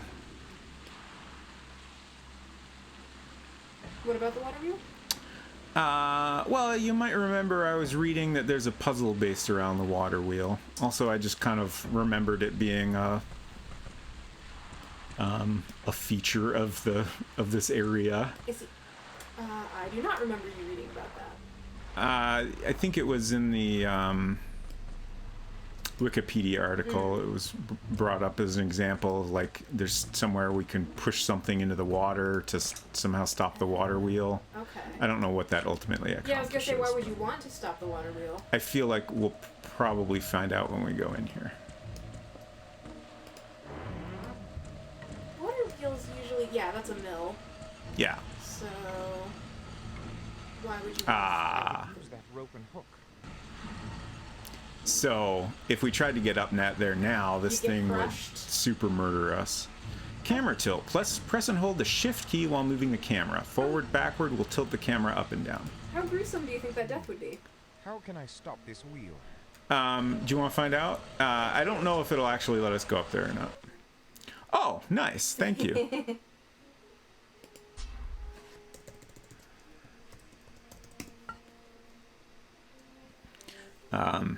If this doesn't kill us, we'll just have to find another way. Here we go. So, only a little bit. Did that kill you? It's just knocking you back. Oh wait, is it right? not actually doing any You're damage? just getting knocked back. Yeah. That's interesting. That's disappointing. Yeah. I demand a gruesome death by crushing. I don't know if I can give you that. That seemed like it did a little bit of damage, Are his reflexes actually. just too cat-like? Oh yeah, we're doing some damage. It's just quite small. Okay. So we'll get there. Again, this is not the outcome I expected whatsoever. All right, last one. Here we go.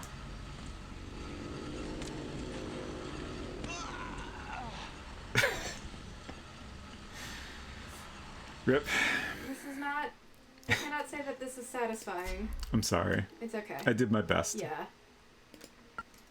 It is not your fault that this game just does not No Roberta understand. face. Exactly. Where's Roberta telling us to be more careful? No puns, no hints on what we did wrong.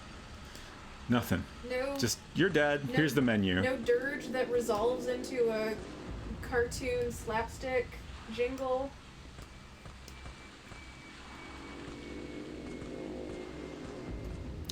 I would love to see or at least hear more about what this game would have been like if Roberta Williams had maintained control over the finished product.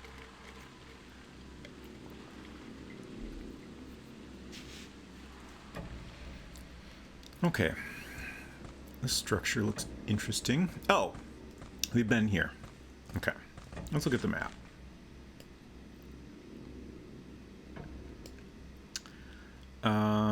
I guess we'll just kind of continue north of here. Kind of go along this path here and see what we find. Sven says, I always see so many possibilities in the game where a little more charm would have been possible. Yeah, I agree.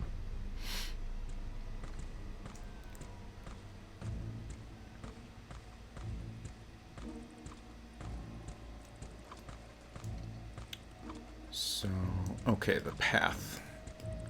Oh, the path kind of winds around here. Oh, and it splits off. Oh, a fountain. That's interesting.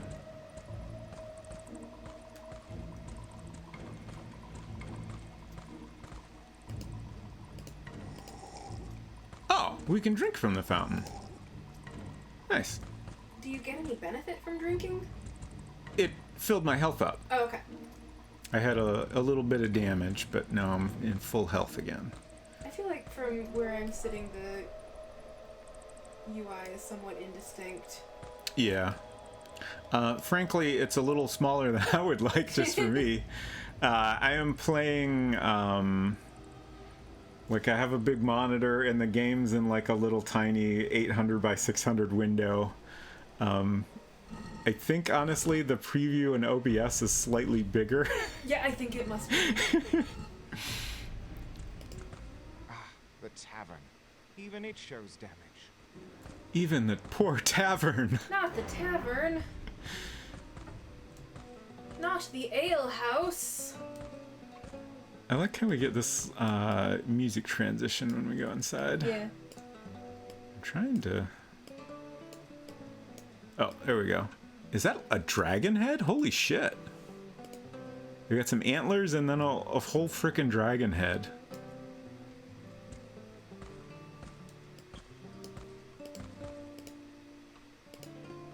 No beer. I know Julia will allow me the use of her gold. She certainly ain't stopping ya. Oh, what's this? Aye, leather gloves Oh. will surely help. Nice. Can we... I guess we just gotta look at ourselves to see what equipment we're wearing. It seems like the equipment just kind of upgrades automatically.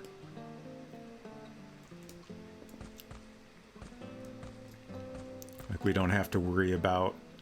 Like I assume if we happen to find worse equipment than what we already had somehow, that it would just automatically give us the best stuff. Poor Julia. Yeah. You were there for me when I had troubles, and now you need me. I shall persevere until you are freed from this horrendous evil. He does kind of sound like Brain from Pinky and the Brain. That's interesting. I decided to not go over any of the cast members because the names didn't sound familiar to me, but I mean, I assume they're, you know, professional voice actors, so might have some familiar credits in there. I'm gonna bump the speech volume. We'll just max it out. And turn the music down just a touch more. Let me know how that sounds. Actually, turn the overall volume up a little.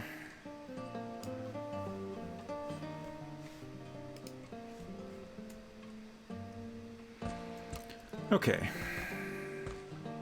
So we're done robbing Julia. What else we got here? You will live to walk the green land of Daventry once more. I promise you that.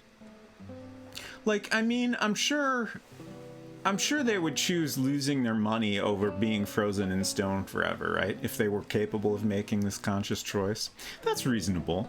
But once they're unfrozen, they're gonna need money. My question is, if everyone Wretched but thing. him is The plight frozen of in the good stone, people of what does he Daventry is even need almost money more than I can for? bear.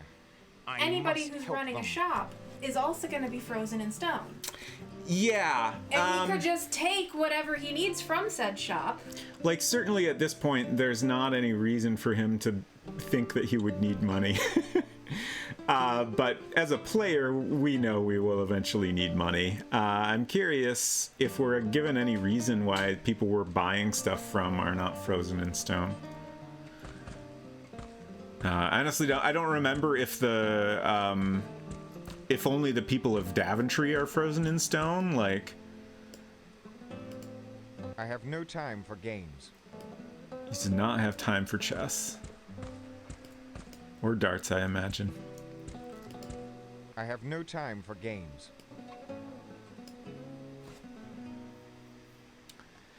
Yeah, this one was 1998. Actually, I've got it right here. I can check my previous game notes. So yeah, Gabriel Knight 3 was like almost exactly a year after this, in November of 99. And I do feel like that kind of shows, like, I'm sure, you know, a lot of different people were working on the games, but it seemed like closest release to this was Quest for Glory 5. Yeah, it seemed like they had perhaps learned some things, or at least had some new interesting ideas for Gabriel Knight. Okay, so we're heading east here. Oh, this guy looks tough. I think we can take him. I've got 42 mushrooms. I can take this guy. I've also got my nice new gloves and boots. We got this. I'm a little scared, though.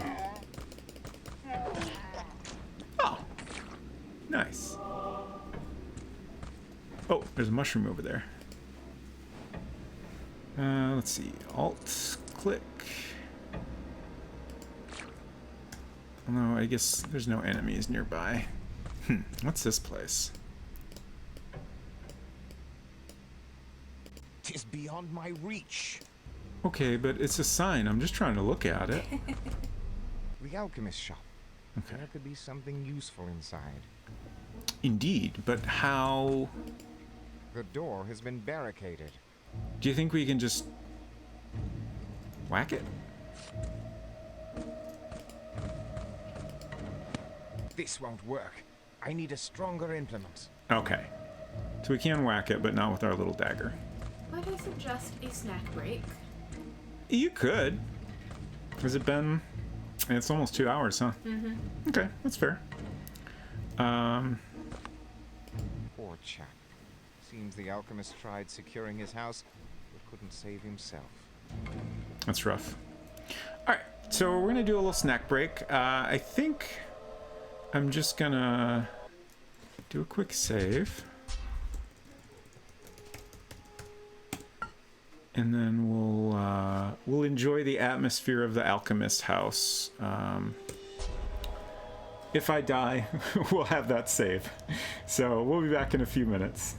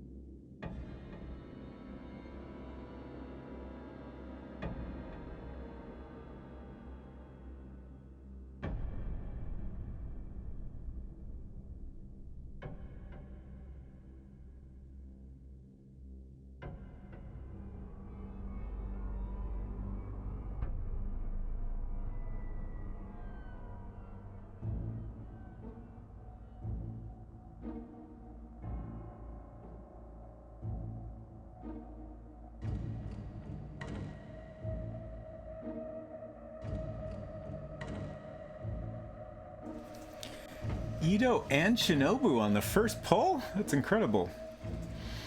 I did a, like, 10 wish pull and got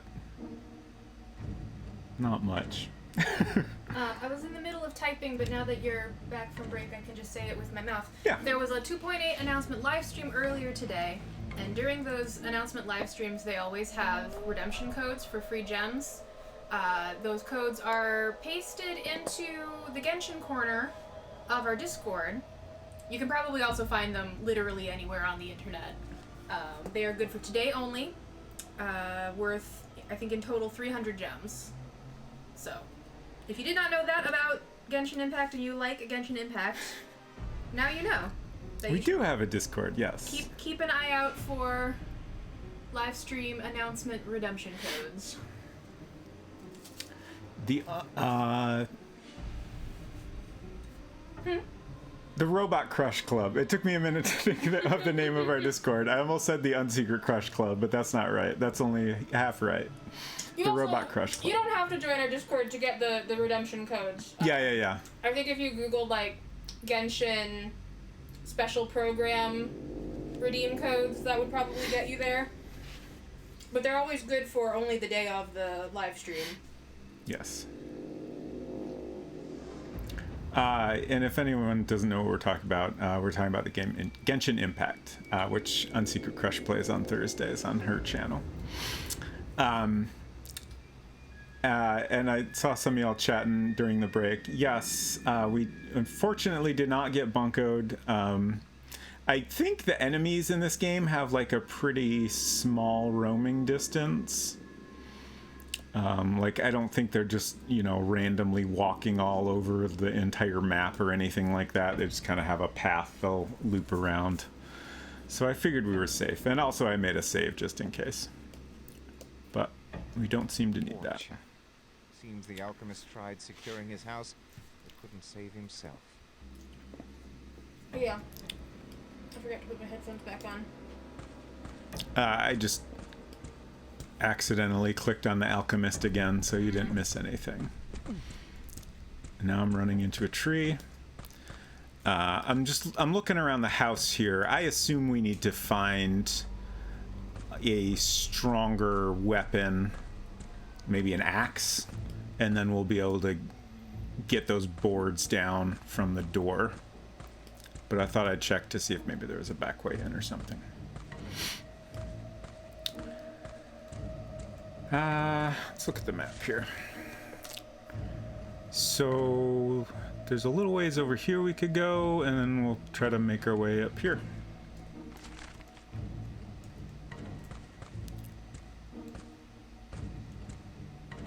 There's probably not much over here. Let's see, what was my F? F is my walk around key. Sorry, I'm back here spouting off about apricots because the thing that I was calling nectarines a week ago in our house were in fact apricots, and I do not know now why I thought they were nectarines. And also explains why the nectarines that I ordered this week are very different.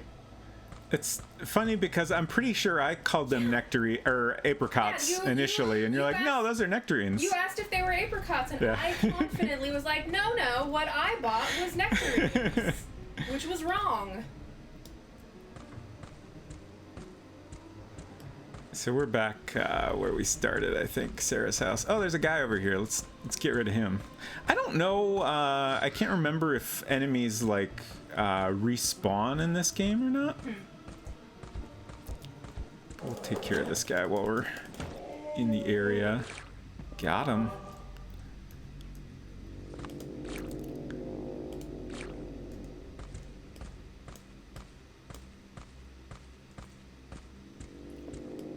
What's this?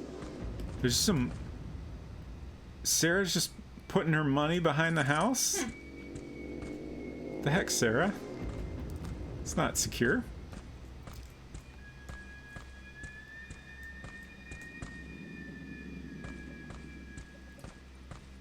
I've never checked in this little area here. Probably nothing in there, but can't hurt to look.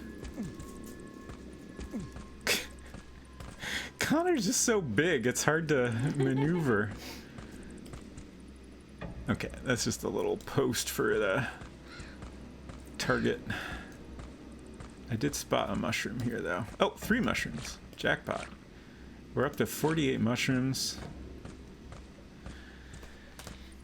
I saw someone comment right before we went on break, might have been Sven, that they're surprised the last guy near the alchemist house was so easy to beat. I feel like the combat in this game is not super challenging, which, you know, is probably an intentional choice because, you know, it's a series that didn't used to have combat.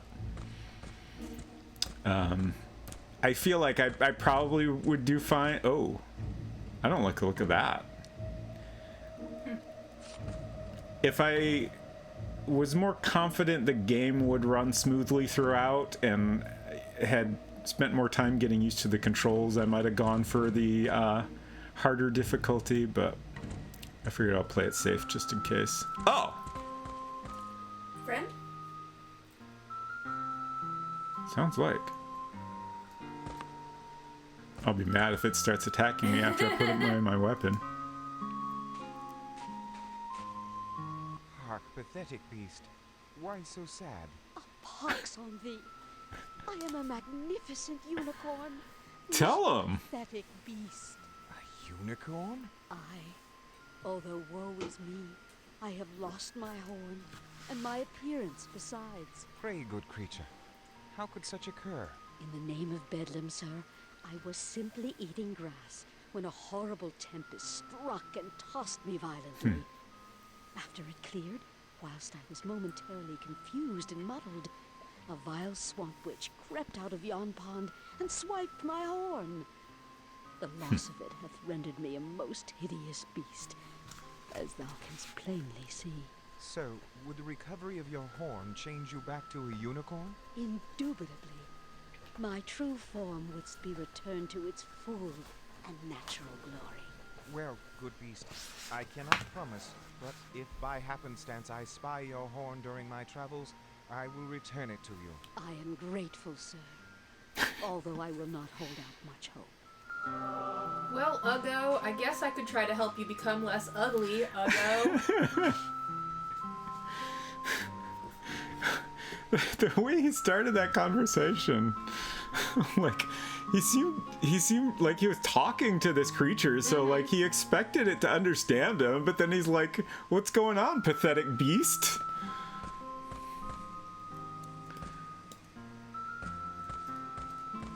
I'm gonna do a quick save, and I'm kind of curious what happens if we go in this swampy water.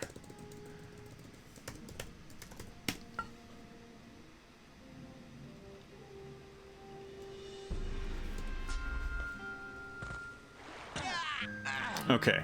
Oh, wow, that's...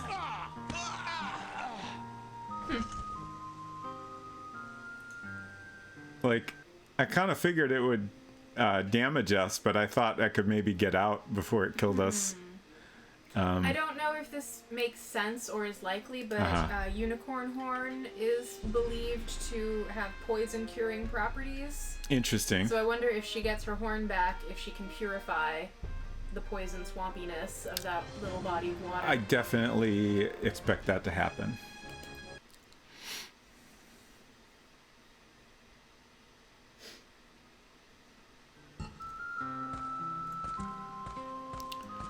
Okay, where are we at here? Okay. Is this... Okay. Oh, we're back here. Okay. We're level 3. The game told us we would want to be level 5. I think this is the same place. Actually, no, this is different. This is a different spot. We were never way up here before. The graveyard I'm thinking of, I think, is down here. This looks similar to that last guy we fought by the alchemist house, so I think we'll be okay. Oh, okay, he does have a crossbow. That's not good. Yeah, that's not ideal. I might die. Yeah. Brought a knife to a crossbow fight. If I was a little more used to the controls, I might have gotten through that. Sure. Blame the controls. No, I'm blaming me. Sure.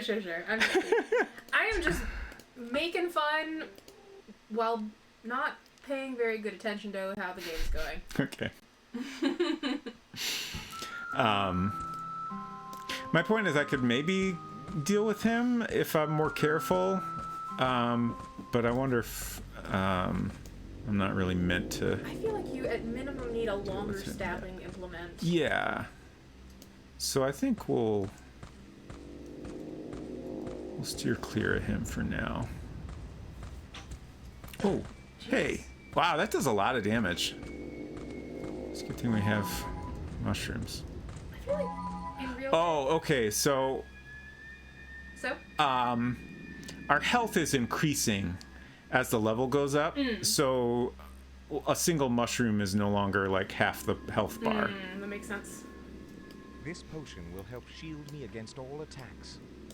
I was gonna say crossbow bolts in real life I think are pretty big, aren't they? So it makes sense that they would do a lot of damage. Yeah.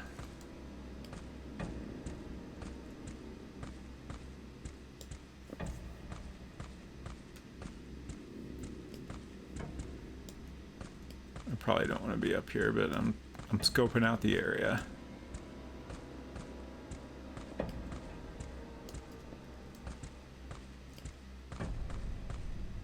Okay. Oh. Oh. Okay, so there is fall damage. Oops. I thought I could walk down there, and I was walking down there at first, but then all of a sudden he fell. We're learning.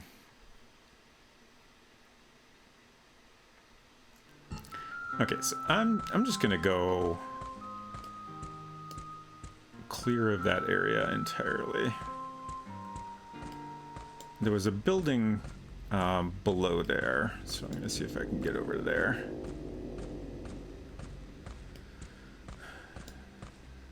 Oh, was that just the alchemist house? Or was that a different one?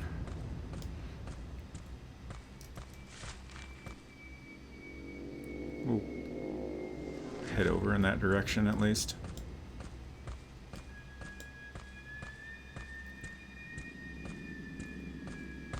Oh, okay. Oh, This terrain is a little weird.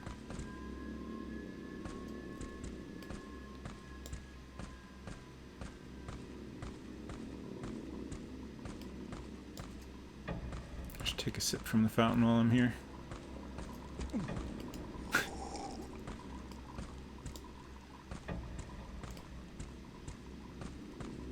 So there's the tavern again. But we didn't go past the tavern this direction. Oh.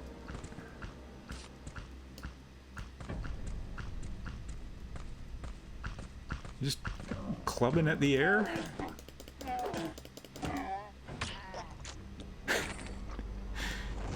Oh. Oh, level up. We're 4 now. Nice. So we got some loose coins. Oh, what was that?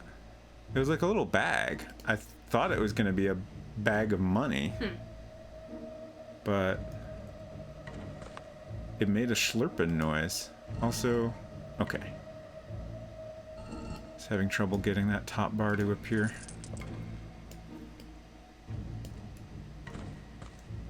Oh, here's the bridge from the loading screen. Nice.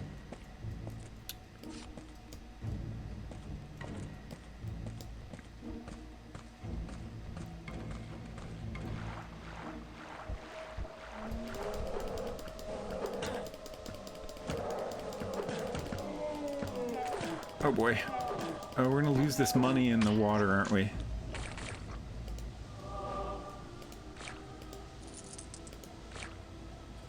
Okay, we need to chow down on some mushrooms.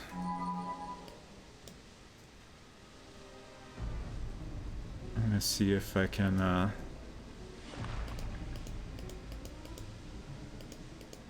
get items in the water by clicking where they might have fallen. I can't seem to find anything. Okay. I did my best. Yeah, this game, like, it... feels so completely different from any other King's Quest. Like, even like 7 felt very different from the games before it, but not this much, right?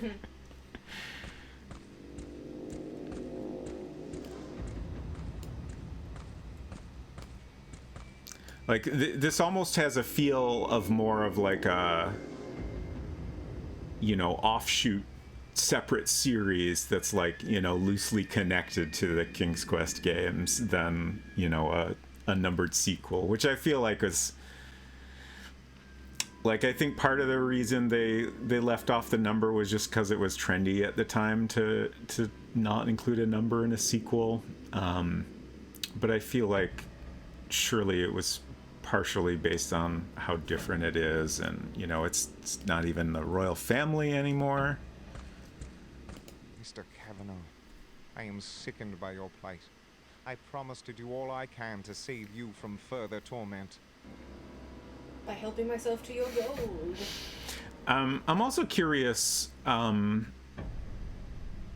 I guess we'll get to some very different areas later, and it seemed like they were maybe a little more vibrant and colorful. But like, this area is just so like muted and like literally dark,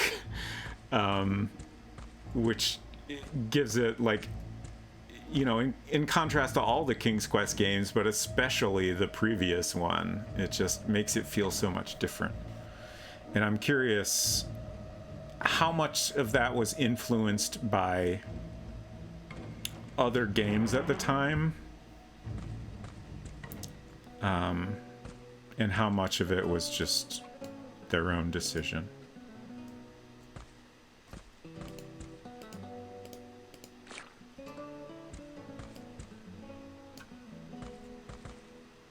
Oh, we found a horse. So make getting around so much easier. A child must live here. Oh, can't take it. Reminds me of the time the other day when we were out driving and I saw Poor a woman. person. It must be torture for her. I must do all I can to free her. That was driving their car around with a plush-headed hobby horse in the passenger seat. Yeah, I remember you talking about that, but I don't think I saw it It myself. was so odd. You were in the middle of talking about something completely different, Yeah. and then I was like watching this person go by at the stoplight, and then I had to wait for an opportunity to not interrupt you and tell you the thing I just saw. Culinary asked, does this come out before or after Daggerfall? In the bit I read from Wikipedia, they said that the game's interface was inspired by recent role-playing games such as Daggerfall and Diablo, so I assume Daggerfall came out before. A child's drawings.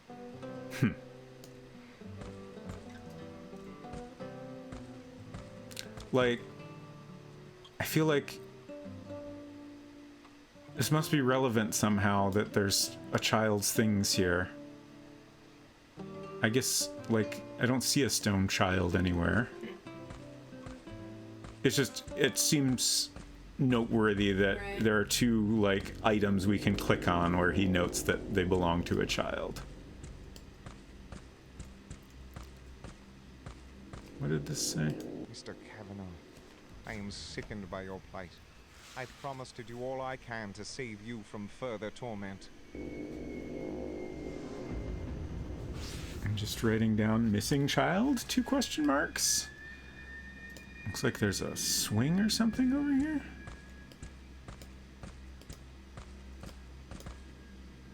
A child must live here. Yeah, we get it.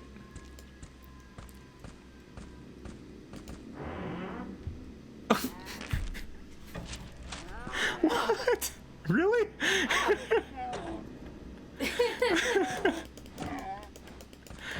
Fart noise and everything. Oh, I'm gonna die. I haven't saved in a bit. No! Oh. Murdered by a toilet goblin. I should have seen that coming. I'm upset with myself that I had not saved in a bit and then did not see that coming. Also, now I'm definitely glad I didn't go for a higher difficulty setting.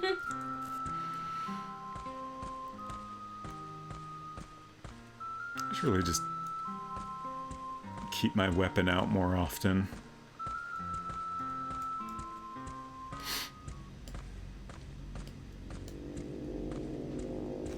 Thank you for all the toilet emotes.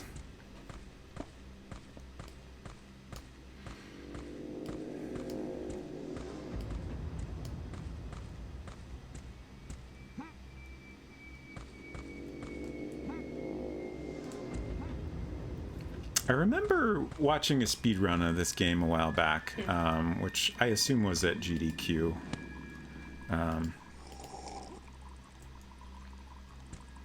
I don't remember too much about it, but as I play this, I'm wondering, like, jumping, like, he gets so much distance, I can't help but wonder if that's the fastest way to move around.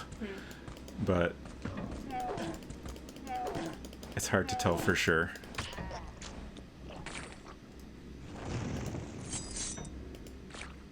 Oh, okay, so we also get our health back when we level up. That's nice. And good to know. So, like, if we're close to leveling up, it's probably better to not waste any health items. And I'll let this guy come closer to me so I don't lose any items in the water this time.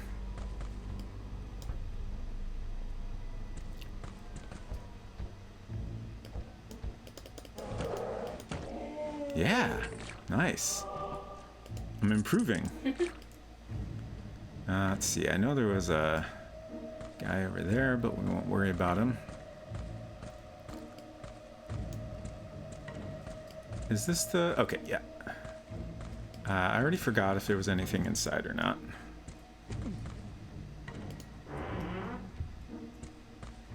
I will remember to save before I open the toilet. Okay. Doesn't look like there's anything in here. A child must live here. Do you need to open the toilet? Oh, there are some mushrooms here.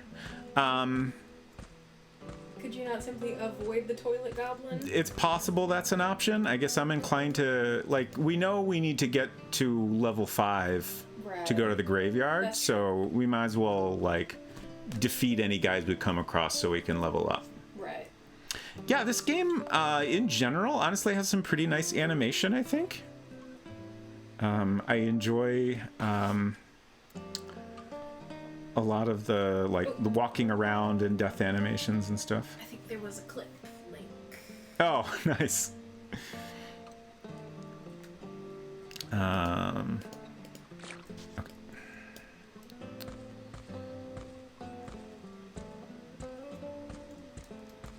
I guess it's a little hard to walk indoors with your weapon out. Thank you for that clip, culinary.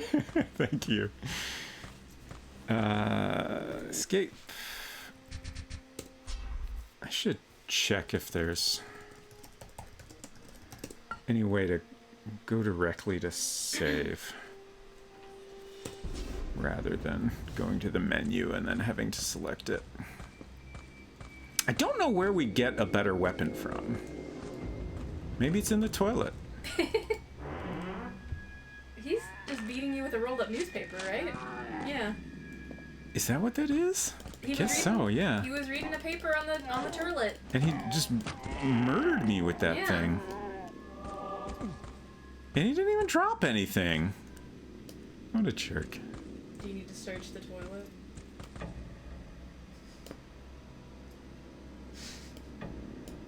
Oh. Oh! That's not what I meant to do, but it's good to know I have that option. I held shift. Huh. Like a charged attack or something? Yeah. Oh, my problem is I was clicking normally instead of right-clicking. Okay. I don't think we need to get anything. Not there.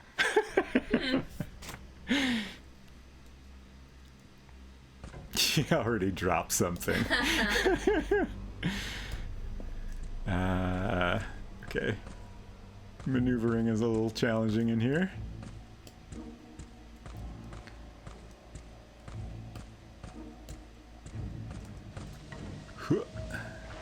Man, that's a jump. I should have a couple mushrooms here. What is this sound? Is this just the water running? Like, water sounds? Maybe? Oh, Waterfall. it's the waterfall. Okay. There was a guy here. I guess he roamed away. Where'd he go? Oh, there he is. Let's take him out.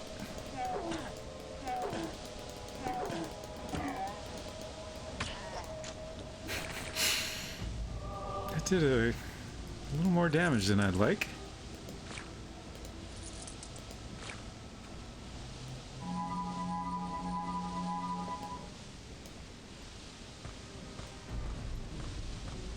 Do you think there's anything behind this waterfall? Better be. And or will it kill me?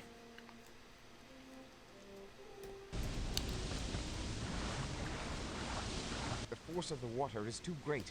I cannot get through it. Interesting. The force of the water is too great. I cannot get through it.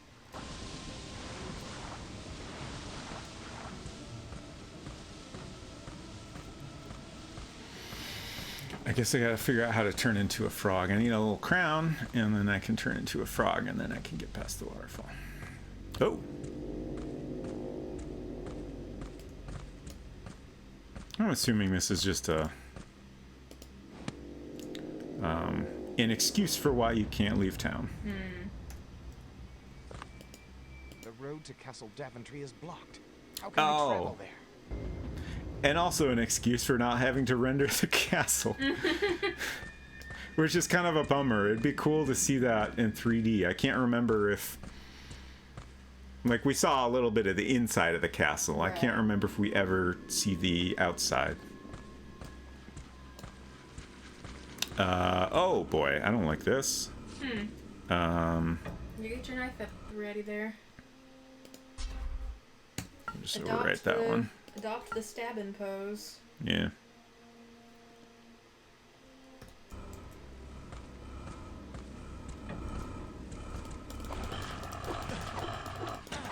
Oh, shoot!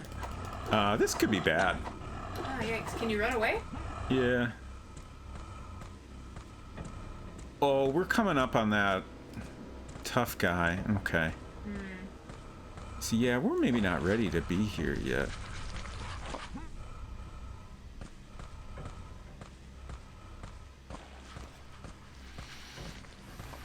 Or do I just need to, like, you know, get good? Get good scrub. It does feel like we've explored most of the map. Is this game secretly a Souls game? Interesting question. You're dying a lot. There's tough guys just roaming around. I'm out of comparison. I mean, I do have, oh jeez. A potion that can give me a shield? I don't know if it, like, I've only got one, so I'm inclined to hold on to that as long as I can. That is tough. Oh, those guys went underground. Now's my chance. Yeah.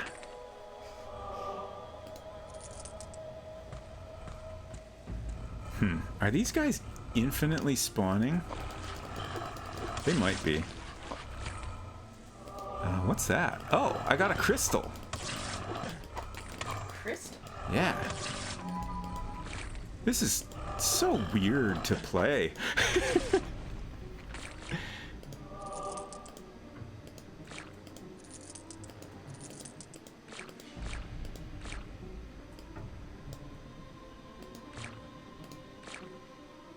Okay. Oh, did I actually... Is 49 the limit on mushrooms? I kind of feel like some of those mushrooms might have just disappeared. I could be wrong. Okay. I'm feeling good now. Like, I think this is maybe a better angle to sneak up on that tough enemy. Because I can get closer to him Like, you know, before he could see me from further away. So I feel like I can maybe do this. I'm still gonna save, but...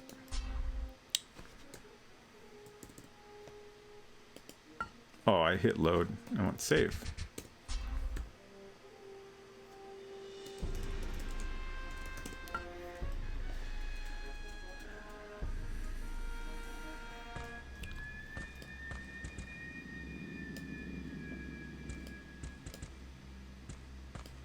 Okay, I'm scared.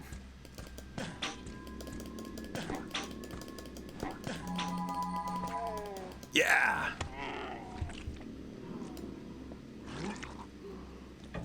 Wow. Oh! Huh? Hark, fellow champion. Seek ye the dimension of death. Find the door of divine origin. The urn will reveal the way. Urn will reveal the way Okay. to Suit of armor? the dimension of death. And as we know from the manual, that is the second area we'll go to. The urn. I can't think of anything we've encountered that... The graveyard makes sense. The tomb of Sir James of Daventry. Oh. Famous knight of many years agone. Never heard of him. Sure, we all know Sir James. Forgive me, Sir Knight, but what should I seek? The dimension of death, Sir Champion. Find the door of divine origin. The urn will reveal the way. Okay, thanks, bud. The door is bolted shut. What's going on back there? I don't know, it looked like there's a flame back there. I honestly can't tell if that's somewhere we need to get into or if it's just not anything we need to worry about.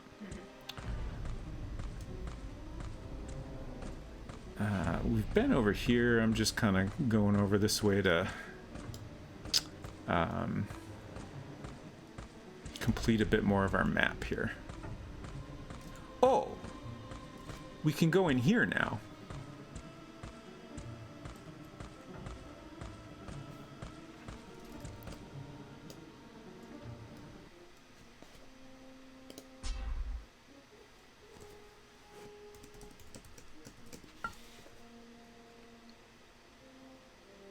I'm gonna probably save even more than I normally would in a Sierra game. The old castle keep of Daventry. I should search it thoroughly. That's the plan. Oh. Is there a new castle keep of Daventry? I guess so. Is this supposed to be the one from like King's Quest 1? Maybe? Oh shit. Oh shit. Where are the gators?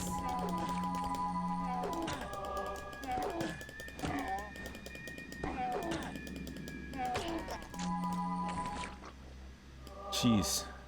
Honestly, the combat is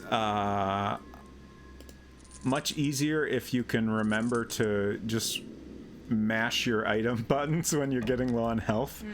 Like just chomp on a bunch of mushrooms while you're fighting. Hopefully we don't want to run out of mushrooms. Yeah, this game is wild. It's very violent and bloody. We've got toilet humor. It's quite a thing. What did you say the rating on this was? I want to say T. The back said 13 plus, Okay. which seems about right, I guess. Yeah, I think that would be equivalent to today's T for teen. Yeah, quick save would be nice for sure. I don't feel like getting Oh. to look at the box. What's better? I can pull these. Mm-hmm.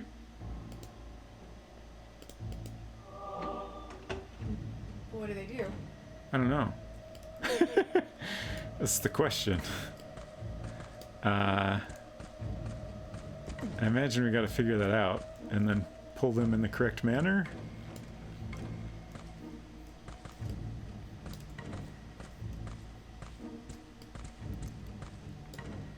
I should have some more mushrooms.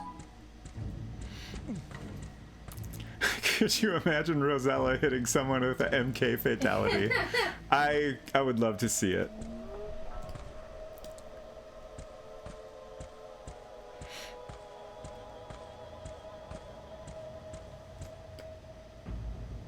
I don't like the look of that. I can't tell what you're looking at. Like there's these, like, this looks to me like an arrow's gonna shoot out of here if I like step on a plate or something, right? Yeah.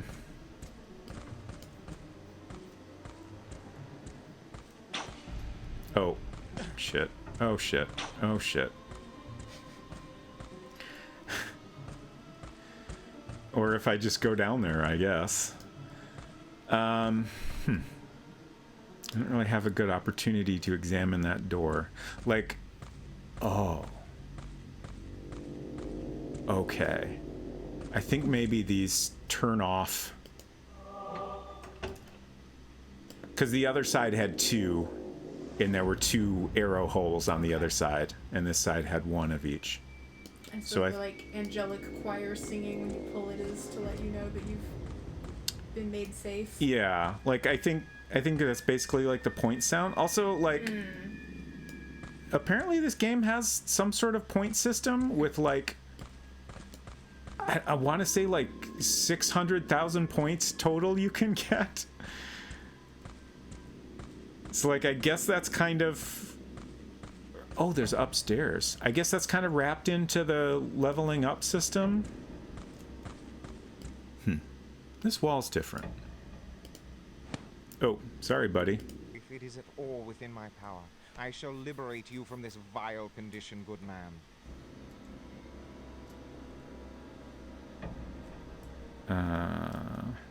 Trying to put away my weapon here. Somehow this wall looks a bit different. Yeah, that's what I was saying.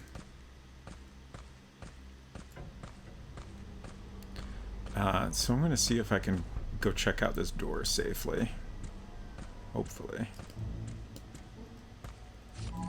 Oops. Hit the wrong button. Just trying to eat a mushroom. Okay, so we are safe here, but we still need a key. This door is well locked. Well locked. Yes. Not just regular locked. Exactly.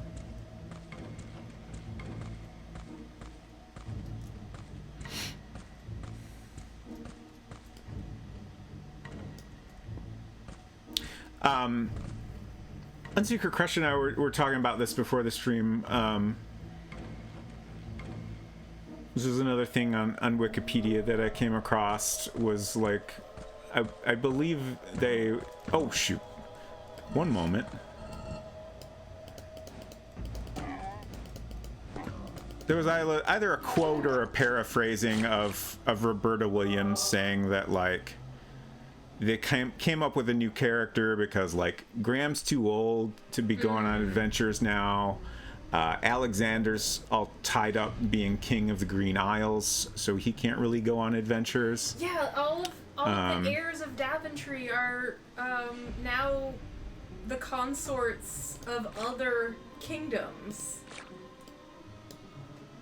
So that seems bad, right? And that thing didn't say this, but I do kind of wonder if they didn't want to have another female protagonist, especially doing a combat role. Yeah, and I guess like Rosella is being courted by the Prince of Etheria, but she's not marrying him yet. Yeah, like, you know, she's not tied up in anything, but you know, I'm not surprised they wanted to have a big muscly dude to... And also, I would say that the way 7 wrapped up, it seems odd that she would get embroiled in another adventure so soon. Sure, I suppose. Huh. There's like a opening in the ground that I'm struggling to stop in a good spot to look at.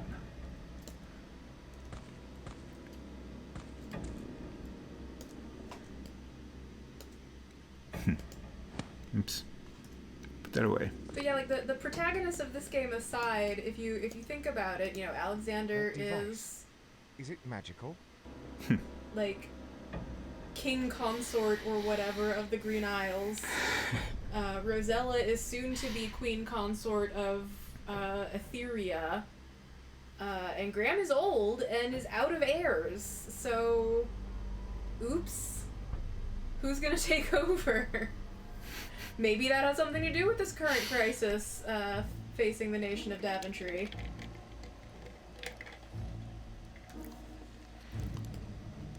So, when I click on this... Oh, he's not going to say it anymore? I don't know, he just Something about a device? made it seem like... Oh, I wonder if I was actually clicking on something... Like, this to me looks like an opening that goes into the room below. Mm-hmm. And now I'm wondering if I was actually clicking on something in the room below.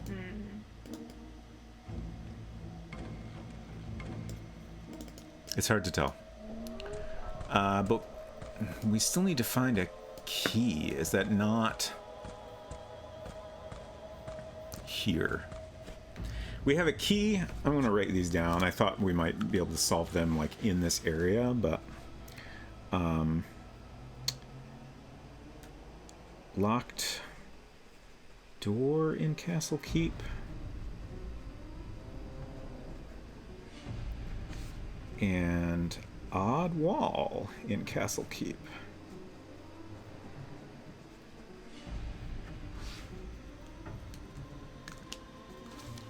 Got a pretty good to-do list already.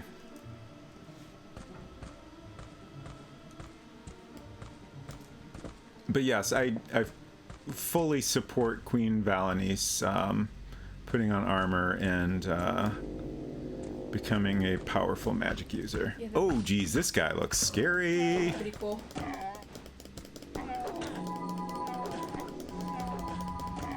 Please die. Oh god. That was close. I'm increasingly worried I'm gonna run out of mushrooms here. Oh, what's this? Oh, that's like a good potion, I think. Sacred water contains excellent healing qualities. Nice. Okay.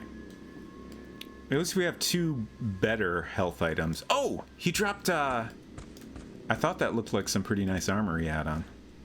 A leather breastplate will offer some protection.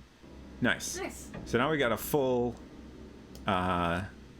low-level set of armor. That's a big improvement over our peasant's clothes.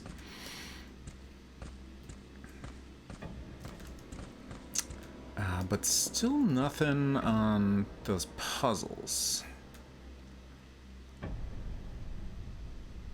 Oh, there's another area over there we haven't been to. Okay.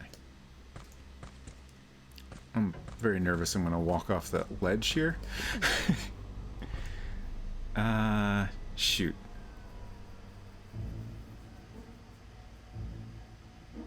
I'm just trying to decide, do I use some mushrooms or... I guess in the end it doesn't matter.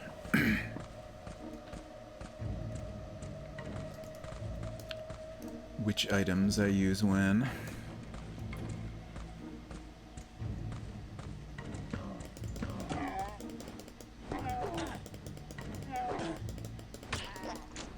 Okay.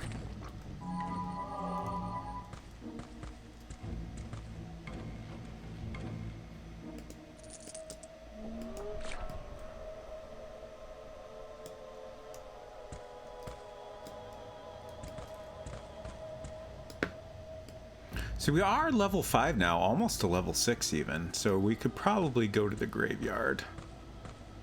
And hopefully we'll find that urn there.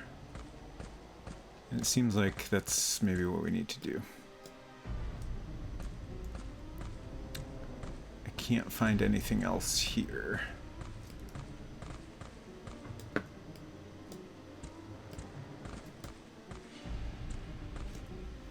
Is there skill to the combat or just click on the enemy faster than they're hitting you?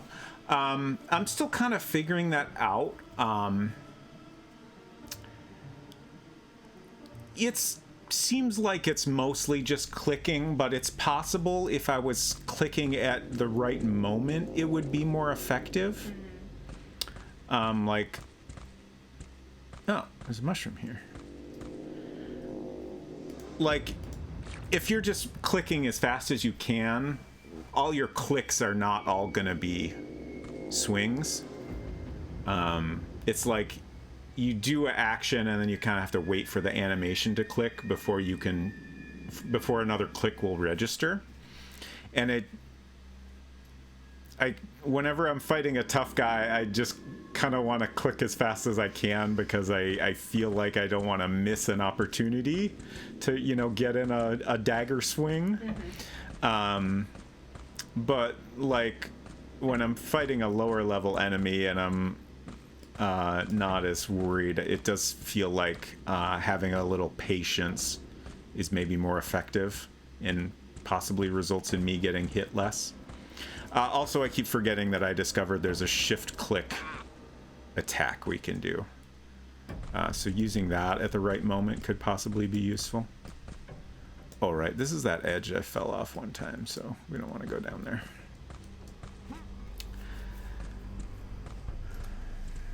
How late you plan on going today? I just realized it's already after 6. Oh my gosh, that's a great question. Do not know. I would like to get a little bit further. Okay. Do you have any opinions on the matter? I mean, my opinions are all solely focused on, I still don't know what dinner's going to be. Yeah. And I'm starting to get hungry, so I should be inside soon. Okay. That doesn't mean that you necessarily have to stop. Sure. I don't know if there might be something in here. We should uncover that area. See what's down there. So we'll go across the bridge and then go south along this path.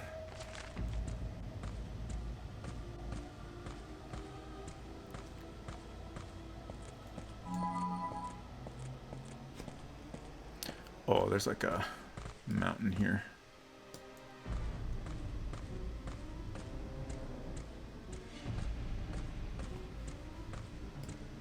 There is a path. Okay, what's this? Oh. Oh boy. Oh boy. Okay, we're all right. This armor's great. I love it.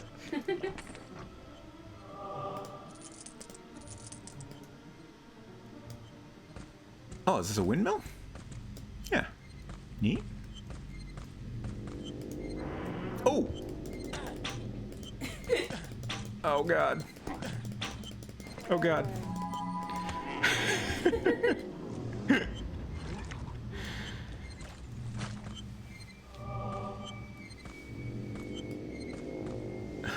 Oh! I completely forgot until now about how we can push things. So I'm super low on mushrooms now. This looks like a thing we can push.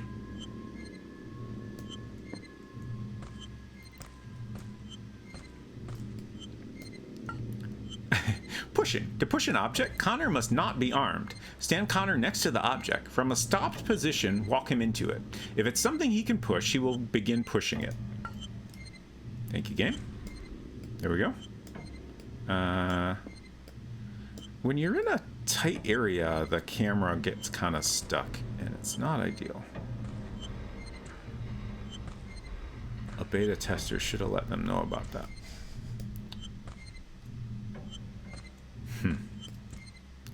Is this...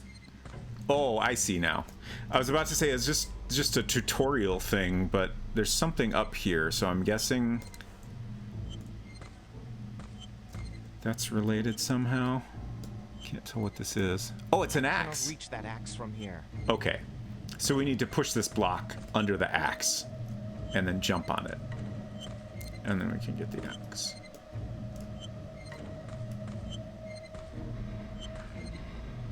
Silver says, I actually remember submitting something about cameras. It could have been something where it could just spin wildly at a certain corner. Oh, geez, that does sound bad.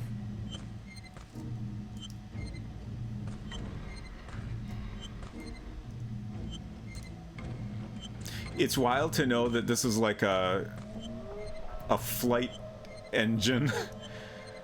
A flight engine? Yeah, like I missed that detailing. I'm sure you mentioned it.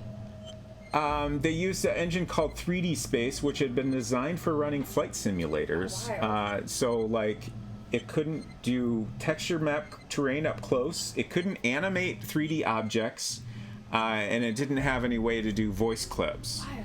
So they had to build all these things into the engine. The reason they chose it was because it was like the only thing available, at least to them, that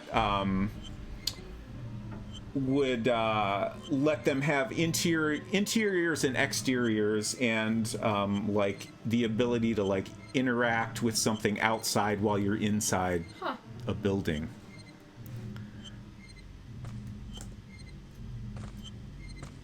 Oh, first try. Nice. I cannot reach that axe from Oh, here. come on. I can't reach the hacks from here. There we go. Now we're talking. So I guess our weapon is also automatically chosen for us. And I think this empty slot here is where our crossbow will appear once we get one. And I guess this 45 is like the damage we can do. Okay, we're just... Oh! What's this? A map. What goes here? Eh? Huh, okay. Eh? Neat. Also a little bit scary. Yeah. By Shit. whose authority, sir?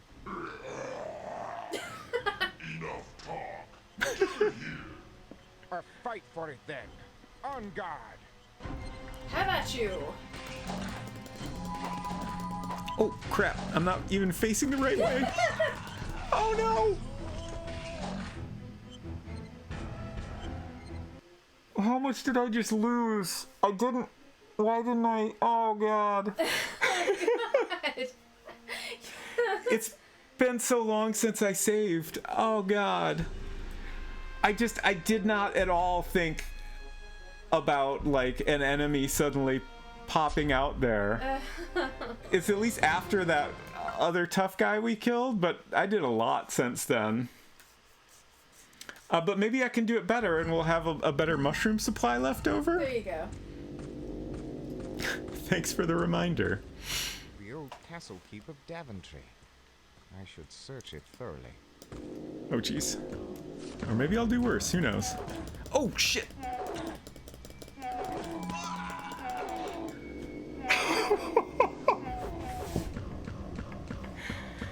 I wonder if you can change the difficulty in the middle of the game.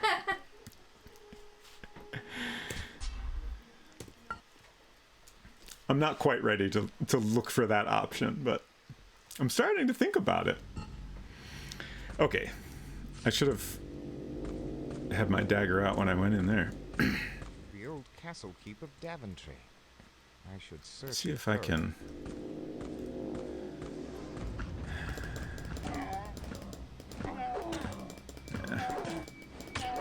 Okay.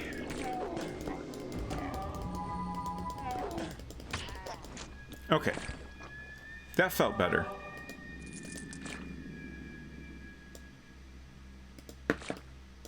We're gradually getting used to things. And I'm gonna be a little bit less cautious about blowing through my mushrooms. It's not really worth it.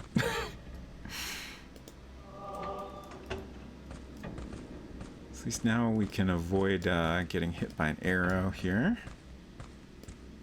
So we know to pull all the rings first. It's interesting that like we get a you got points type of sound effect there, but I don't think we're getting any experience points for that. At least the green bar isn't visibly moving. I guess we don't actually need to look at the door. We know it's there and locked. Let's always be saving.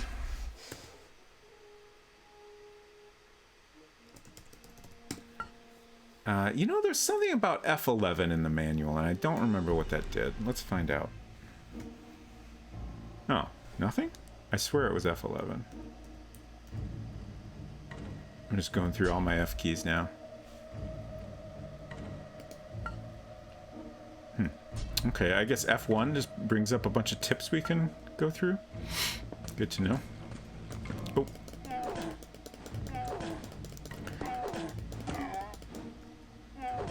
Oh. He made a sound that I thought was the killing blow. Should have been paying attention better.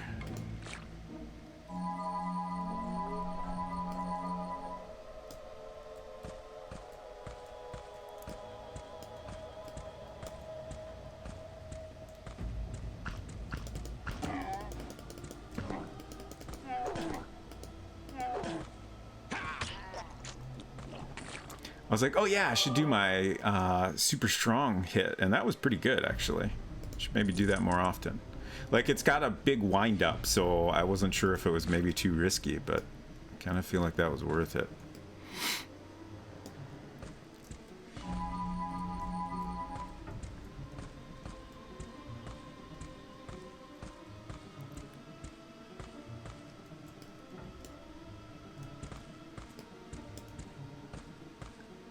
All the guys on this level? Yes. Okay.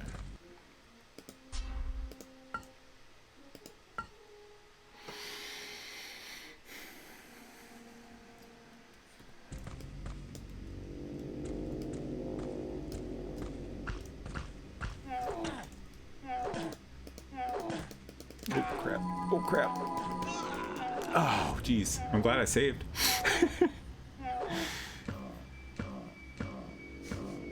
Yeah. Stomp all over me.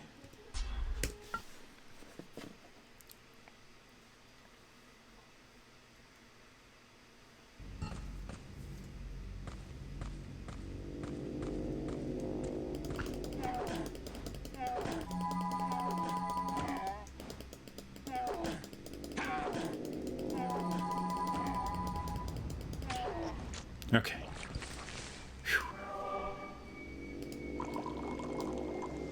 A leather breastplate will offer some protection.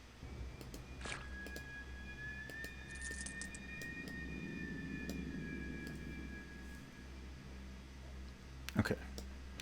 I always like, they always drop their head, and it kind of looks like a little bit like a mushroom, or, you know, maybe there's a mushroom hiding behind it. Mm-hmm. Okay, we're down at the keep now.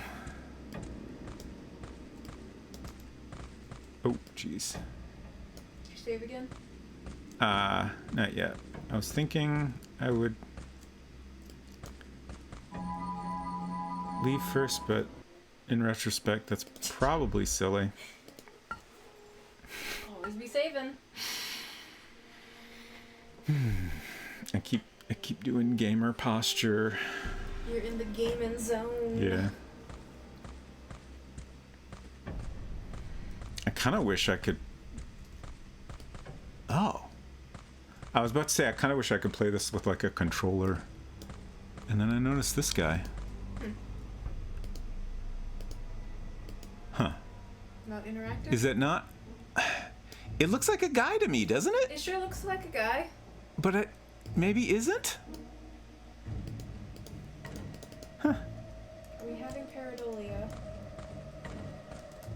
What is that exactly? That's when you see faces When and you things. when you see a guy but it's not? That is the phenomenon of the human brain where we just desperately want to interpret things as faces. Right. I suppose really a lot of the reason I keep hunching over is because the game's so dang tiny. Yeah, doesn't help.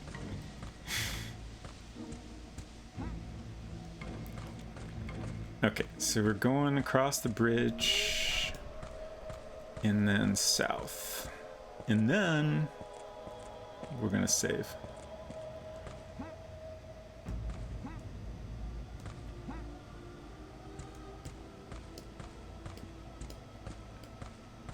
Oh, right. Shit.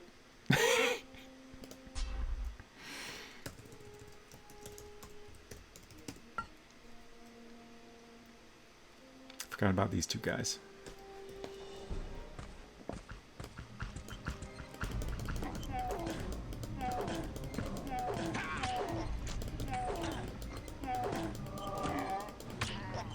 Okay.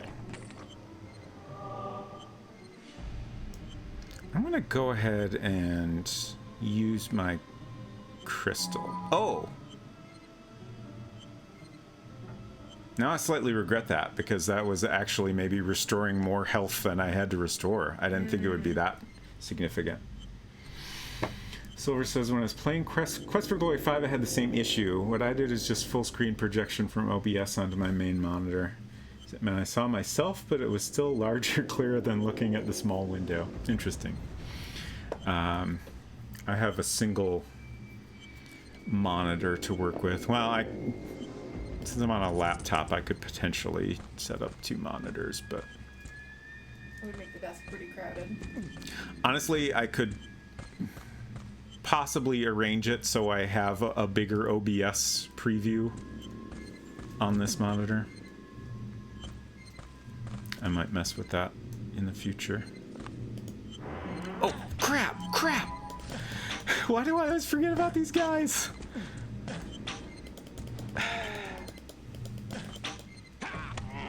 There we go.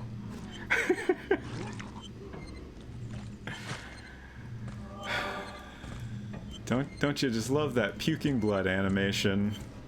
Lovely. You can do windowed preview projection too if you want. Oh, yeah, that's... Maybe. I'll experiment. We know how to push now.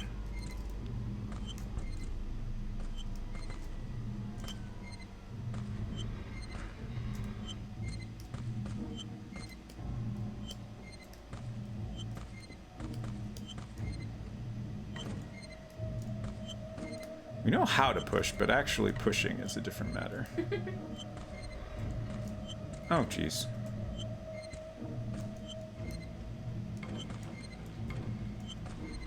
I don't play a lot of games with like a WASD. Like I never have. Like I used to occasionally play like a little bit of Quake or whatever, but I've never played a lot of like action computer games. And I keep wanting to hit X to go backwards rather than S. I wonder if maybe I should just change that.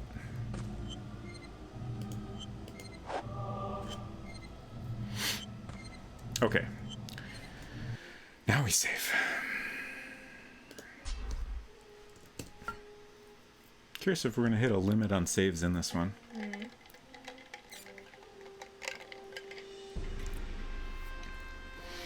Actually grew up using arrow keys. Yeah, like this game, you need to do a lot of stuff with the mouse, like clicking on objects, which you need to do fairly frequently, you can only do with the mouse. Camera movement you can only do with the mouse. You could maybe potentially get away with not doing the camera movement, because there's like some amount of automatic movement, I think, or you could switch to first person. But you really need to use the mouse fairly often for it to be a comfortable control setup, I think. So like in order to use the arrows, I have to like move my keyboard way over here, and I've just got these tiny little arrows. So. What's this? A lack. What goes here? He's a lot less concerned about the spears falling at his feet than it seems like he should be. You serpent, the mask piece, hand it over. By whose authority, sir? Enough talk. Give it here. Or fight for it then. On guard. Yeah, the animation turning into the armor is pretty neat. Oh, crap. Okay. Okay.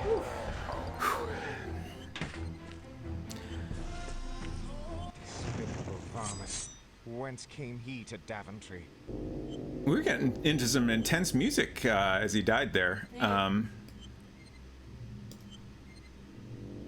I fortunately managed to use my super good health item during all of that. Also, now we have another shield item, which I probably should have used for that fight. And then this is new. I think this might be a strength. This potion will increase my strength during battle. Okay. I think that was a pretty huge boost too. Like, I want to say the manual said 150% or something. Oh, what's this?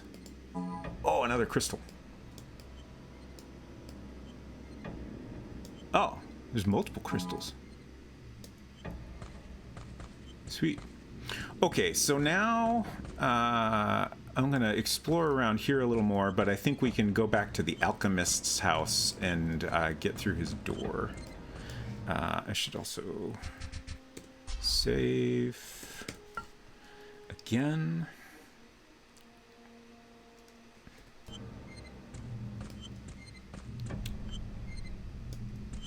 Is there something up here, or is this a dead end? Oh, okay. I tried to stop.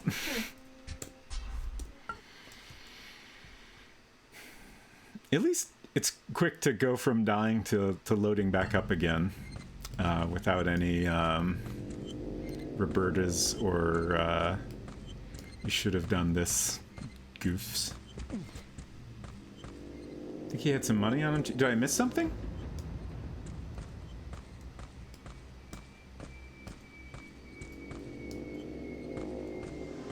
I picked up a little bit of money. I think I got it all.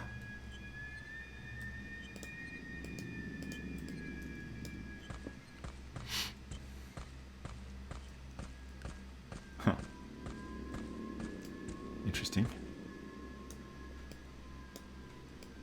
Just a little castle-y looking bit here. Part of Daventry's defenses, I suppose.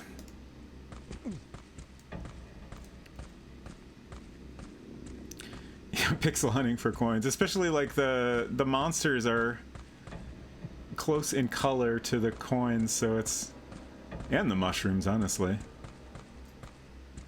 Oh, this is the place where the kid is missing. What the heck is going on with that?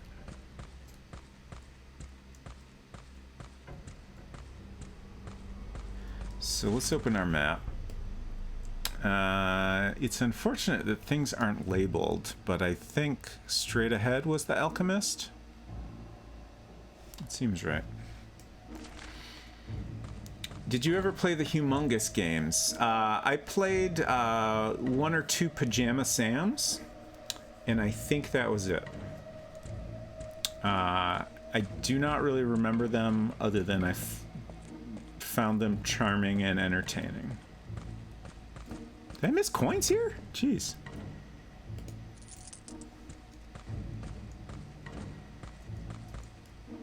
Oh, this was the tavern.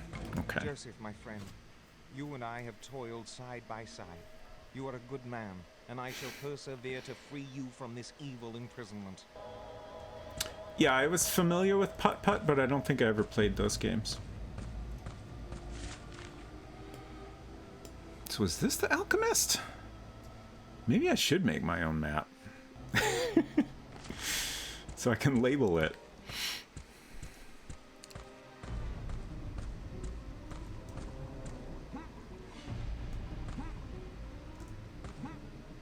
I'm telling you, it's gotta be the fastest way to move around. Yeah, here we go.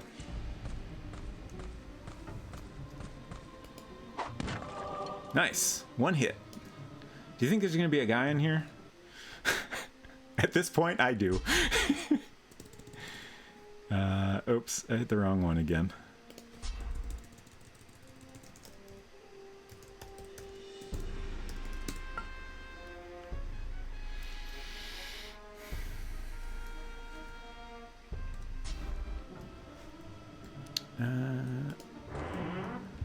Okay. At least now I know to keep my weapon out when I open a door and use the option key. Oh, do we get to do some alchemy? It seems safe in here, so I'm gonna put this away. appreciate that the music so far seems to be pretty clearly signaling when you are in a Right. hostile zone versus a safe zone.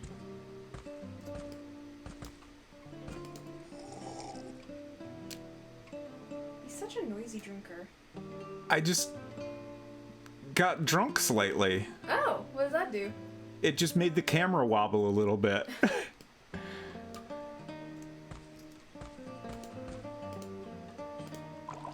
Oh, what's that one?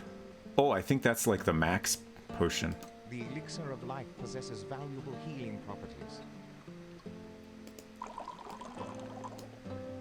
We got 3 of those shield potions now. Nice, nice. Broom? Can't take the broom. There's got to be... Oh, what's this? This looks important. Huh. A scroll of magical instruction for a spell of might. A scroll for a spell of might, but it's an item, it's not...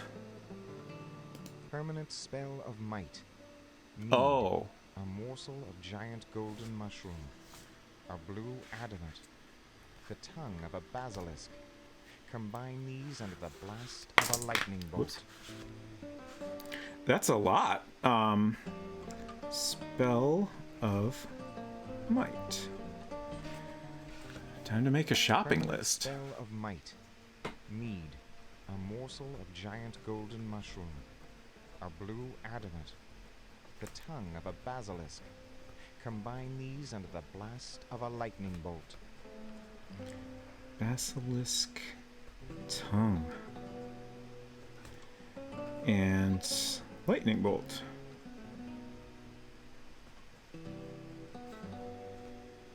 Okay. We do not have any of those yet. For some reason, I remember very well the basilisk in this game.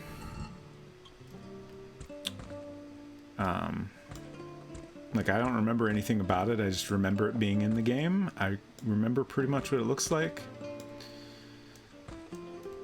I guess it just left an impression on me somehow. It seems like that's everything in here. This box looks like something, but it doesn't seem... I guess there's more of them up here. Shelf decorations. So we should be good to go in the graveyard now. We're level 6. So we're over the recommended level. I think we'll jump on that building again and jump down to sneak up on the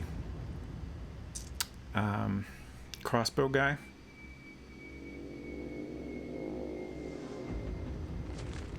So I just need to follow this path down that way. Get my axe out.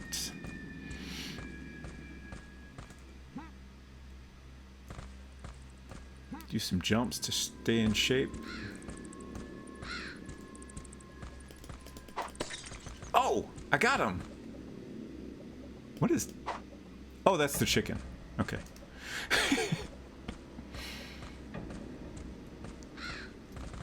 And that's just a leaf. Oops.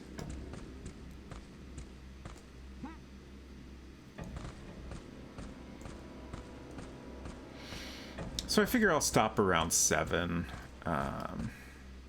Hopefully we can... I don't know if we'll quite get to the dimension of death. Is that what it's called? Yeah, but I figure they'll at least give us some time to get part of what we need, if nothing else. Why do I keep hitting load?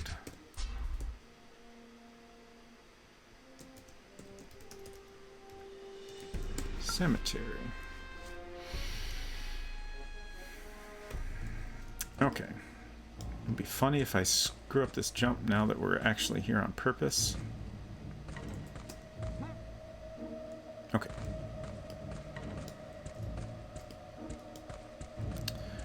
One thing I still haven't quite gotten the hang of is my instinct is that if I'm facing the wrong direction, I need to like use the keyboard to turn around, but I don't think that's true. I think if I just click on the enemy I'm trying to fight, he'll face that direction. But also, like, every time where that's been a particular concern, I'm like, oh crap, I'm doing my best to not die, so I'm not completely convinced. I'm also curious if there's some way we can do like a special move here.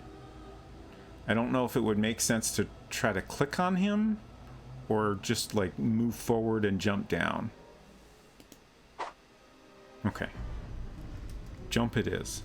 Ah.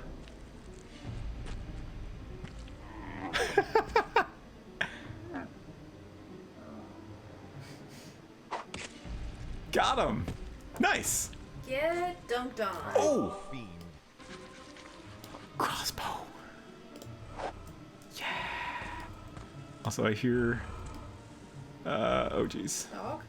No, it's this mummy over here. Oh, okay. Can I go in here? Alas, the entrance is barred. Alas.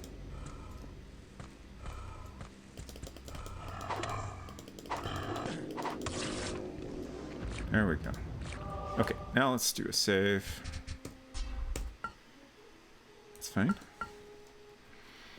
So we're mainly looking out for an urn here, I guess? That's the only thing I can... Oh, right, the swamp witch. I do kind of wonder if that might be a thing that where the swamp witch is in a different world. But who knows? Like, the only swamp we've come across is that little pool that's right next to the unicorn, right? I think so. We've got a missing child, I guess. The urn will reveal the way to the dimension of death, so that's our primary concern.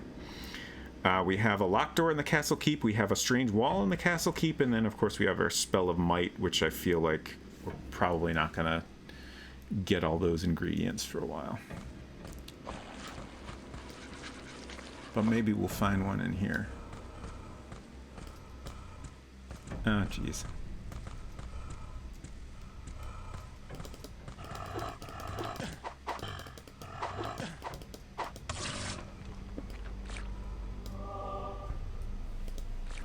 Here, another one.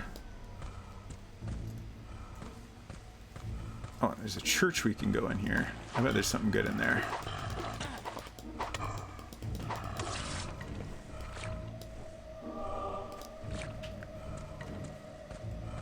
Oh, I need mushrooms.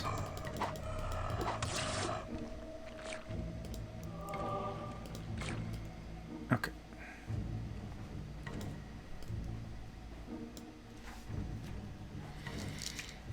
It's time to take my evening meds.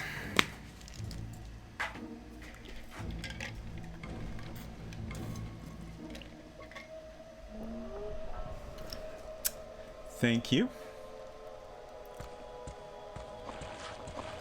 Oh. Uh-oh. I hear a lot of guys coming out. I don't like that. Oh, geez. I was like, I'll move away from the ones behind me, but that just made more appear. I don't like this at all.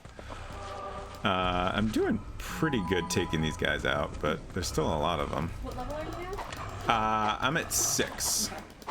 And a ways away from the next one. They're dropping lots of mushrooms, but it's, just keep not having a good opportunity to pick them up. So far, it seems like enemies don't respawn. So I'm inclined to try to take all these guys out. You know, I can level up in the process and then collect all my mushrooms, and then I won't have to deal with them anymore, hopefully. Okay. I think that's all of them. Thank you, Efton. I'm just gonna gather all my mushrooms here, and then I will save.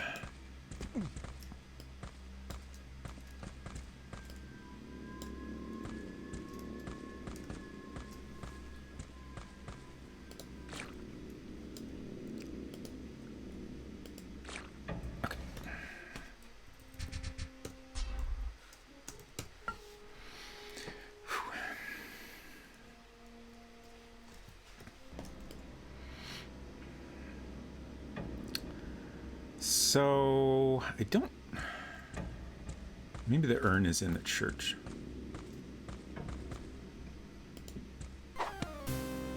Silver, thank you so much. The town drunk. When money's tight and is hard to get, and your horse has also ran. When all you have is a heap of debt, a pint of plain is your only man. Thank you for that gift sub to our Rebello. Appreciate your support very much. You are too kind. Speaking of subscriptions, we got some new emote slots. So I'm still brainstorming what emotes will come next. We have another non-animated emote and another animated emote slot.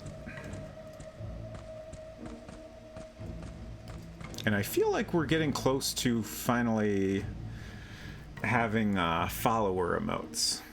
So that'll be nice. Those will be available to any followers while I am streaming. Like, you won't be able to use those in other people's channels. I think we'll just get one to start, but I'm not sure. Where do I... Oh, that's the wizard. Okay. Oh, is this blocked? Can I not actually go in here? I think there was a broken window. So maybe I can go in that way.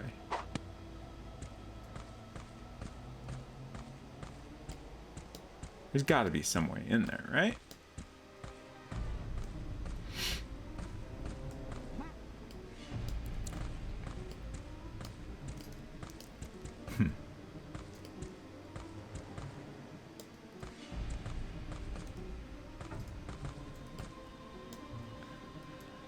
Oh, he's not tall enough. I thought that would be easier to look in. Get away, please. Huh. Weird. Very weird.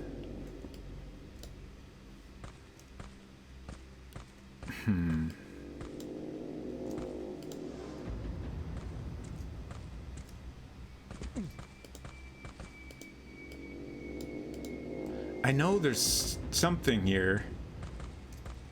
Like, I mean, the game warned us about going into the cemetery, right. And like, it's just, I know there's something going on here. I just can't remember what it is. This door is locked.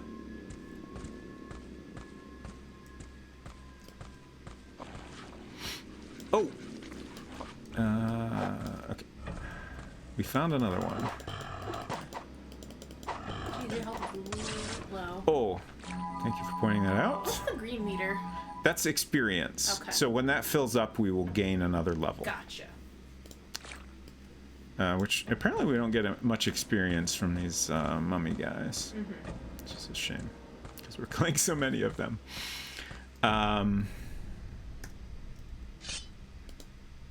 Julia Crawford, oh, hast thou forgotten this day we must part? It may be for years, and it may be forever. Andrew Cherry, I am not so great a fool as you take me for. I have been bitten once, and I will never give anyone an opportunity of taking 2 bites of a cherry. That's terrible. Also, kind of rough, like that first tombstone I looked at was labeled Town Drunk. That's rough. Yeah. Lady Helen Blackwood Mahaffey. But the heart that is truly loved never forgets, but as truly loves on to the... Oops. I didn't think turning would interrupt that. Father O'Flynn. Of priests we can offer a charming variety, far renowned of Larnon and piety. Still I'd advance ye, without impropriety. Father O'Flynn as the flower of them all. Like, I can't figure out if there's more? I can't figure out if there's anything I need to do with these tombstones.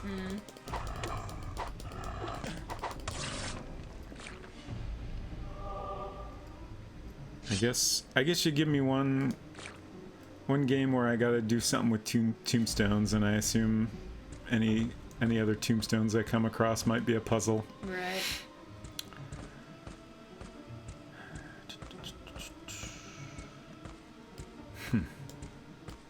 I guess I didn't try looking at the stuff here. Alack, the evil tempest has damaged the church. Now the door is blocked. Alack, alas, alas is what I lack.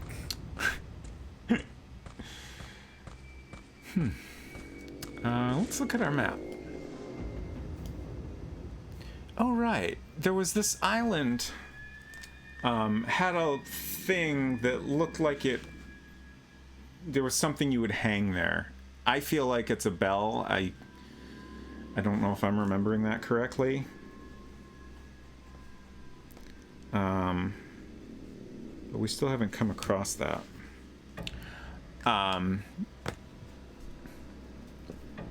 If anybody happens to remember a hint about what to do next,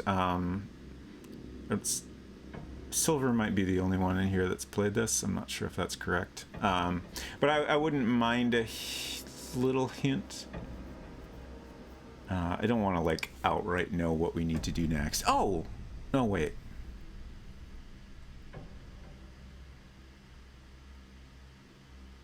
The windmill. Oh, did you not? Oh, the windmill. I remembered the windmill, and then I was like, oh, right, we need to stop Did you ever do the anything wheel with somehow. with the water mill?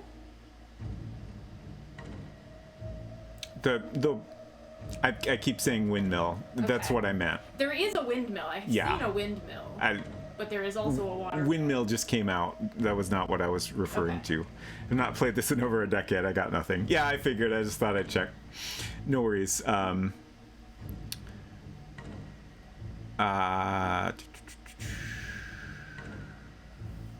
But yeah, we know from the Wikipedia passage that there's like a puzzle where we got to block the windmill somehow. I wonder if maybe if we check out this area north of the windmill, if we'll see like something we could push into the water there.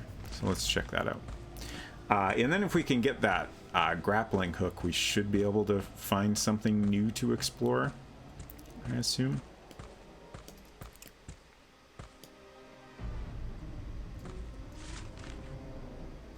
Oh, okay. I'm not where I thought it was. Which way am I going here?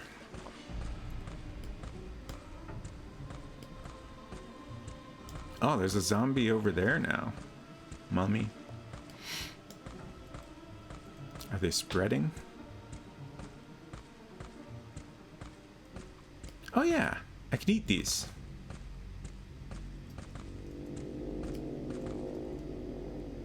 Oh, I think those are fish. It's like a bunch of fish. Oh, that doesn't give me much. It's like half a dozen fish and it gives him just a tiny little bit of health. He's a big growing boy. Not sure what these are. Okay, whatever they are, they're also edible, but again, not super useful at this point. Still better than nothing, though.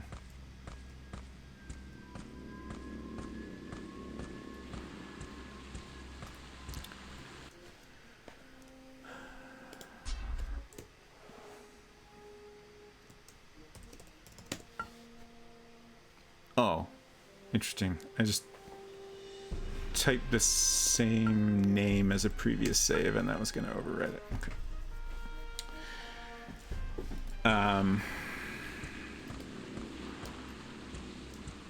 Mostly I just save because I worry I'll die if I accidentally fall off here into the water.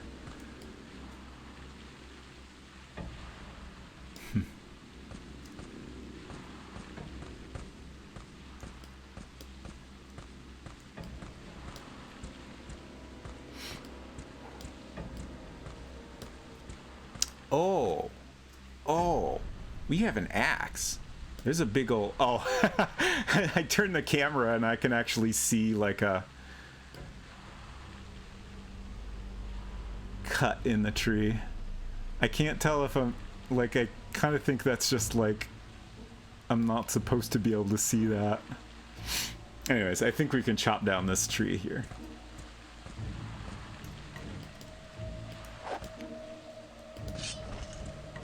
Oh, what?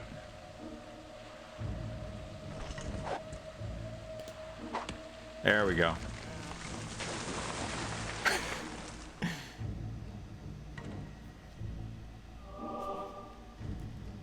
Nice. I'm not entirely clear on how these controls work now that we have multiple weapons. Okay, so if I press Q, that cycles through all the weapons I have. And then E puts everything away. Okay. Yeah, it stopped the water flow. Just like Wikipedia told us.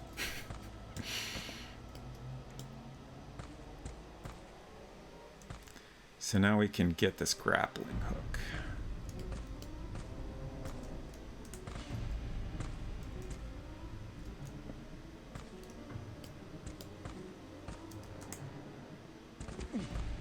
Oops.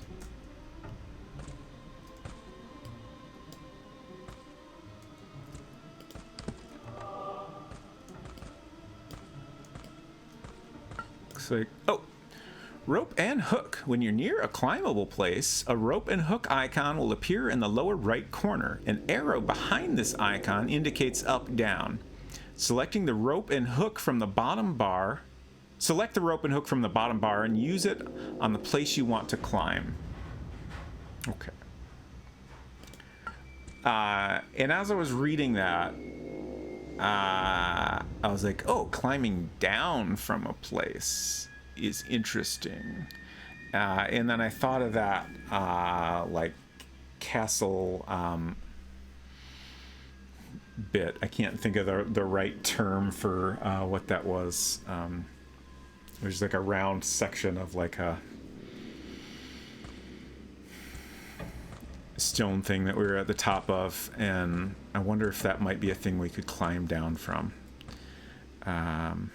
Oops. Tab, not escape. Where was that? And then there's been a bunch of areas we've been to where we could potentially climb up. I don't know what would be the most likely bet. Like this area here maybe, or possibly over by the waterfall, or maybe over here. I'm assuming it's going to be an area where we haven't fully uncovered the map.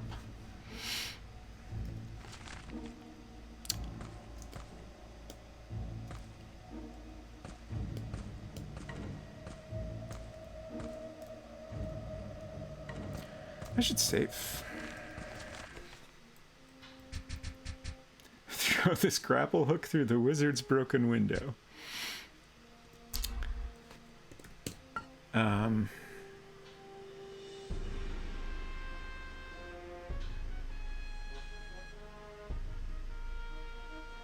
Got me thinking about the church.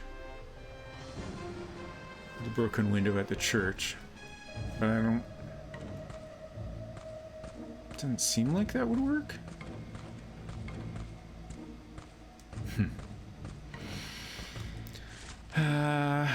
So I want to check out this area north of the mill.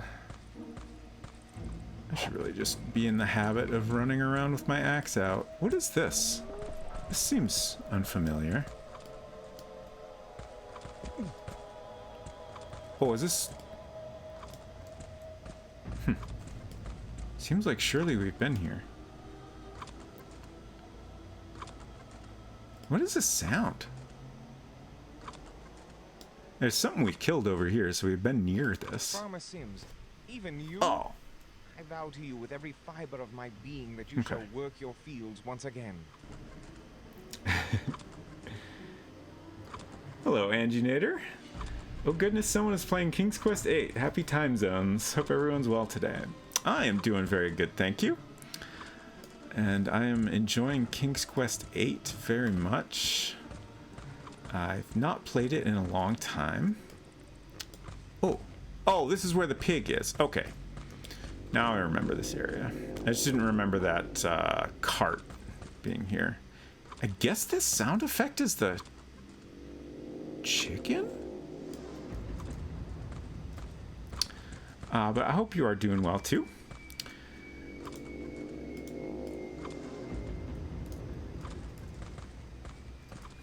I was quite young when I played it for the first time and was too scared. Never got very far. Oh no. It is a little on the scary side, certainly for a King's Quest. I was fortunate enough to be a beta tester on the game. I was in college at the time, but I have not played it since then, so I've forgotten a lot of the puzzles and stuff. And I can't quite figure out what we need to do to progress, but I think we'll get there. We have some ideas at least. Though I keep losing track of where I am.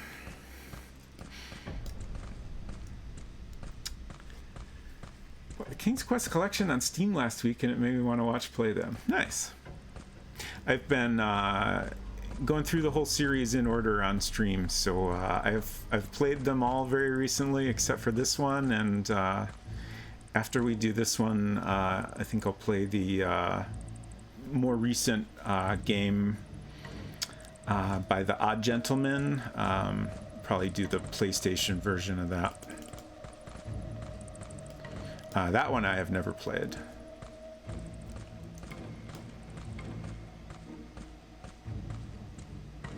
Thank you for that follow. Appreciate it. So we recently got the grappling hook, and I'm looking around to see if I can find somewhere we could climb up. Or down.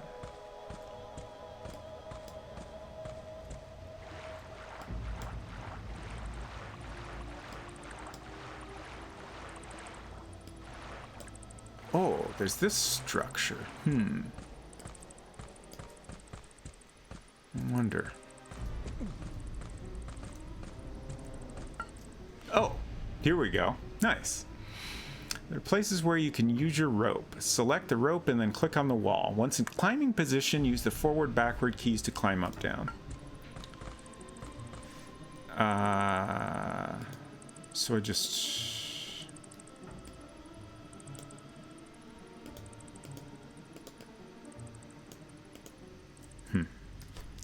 Is this not the right place? Do I have to select it? Oh, I have to select it. Okay.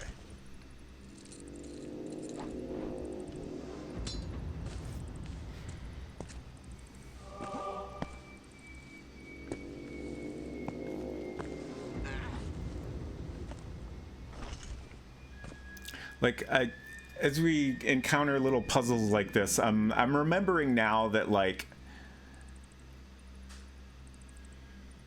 I really appreciated the new things this game did for the series. Like, I still love this type of puzzle, and you know, there's lots of more modern games that feel like they're kind of drawing from this type of gameplay.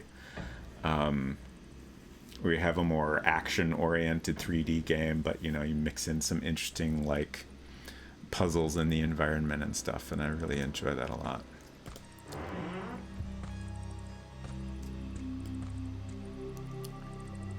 Interesting.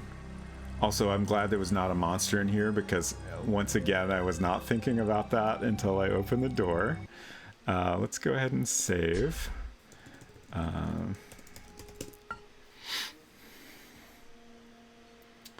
I've only ever played 6 and 7, but I'm gonna give the first ones a go. Just remember getting to a little fortress and being shot by arrows and never got past that. Yeah, that sounds like maybe a part we did a little bit ago. But there's some tough enemies. I found that if I just mash my number keys to eat health potions while I'm attacking, it gets me through the fights.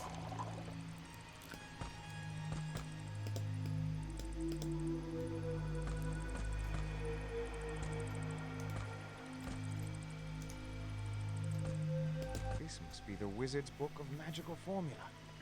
One page is blank. Sven says, I remember playing it with a 3DFX card and a very slow frame rate.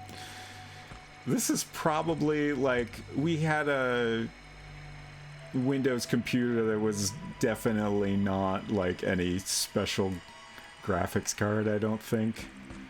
I'm sure it was more optimized for the kind of stuff my dad was using it for. So I feel like it probably looked pretty much like this does, and this is of course without the 3DFX option turned on. What is this? A celestial globe?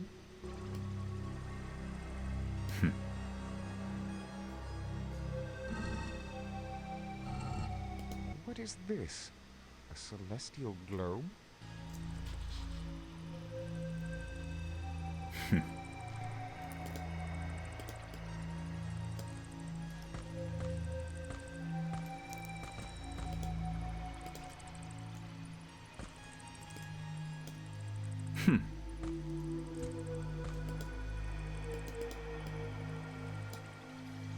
This must be the wizard's book of magical formula. One page is blank. Is that referring to the... Like, we got this scroll from the alchemist's house. I don't know what to make any of this stuff in here. I was hoping we would get some answers up here, but now I just have more questions. I don't know what to make of this...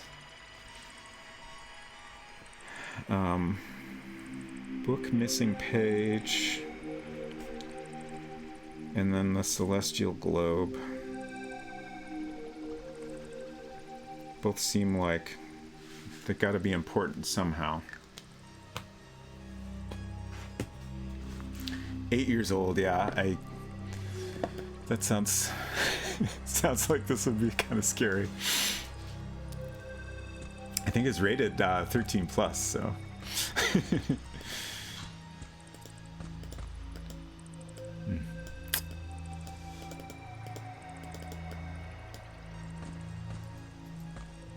I can't think of, like, we still have very few items, so What is this? A celestial globe? we don't really have anything we could try using with the globe. So maybe we came up here before we really need to.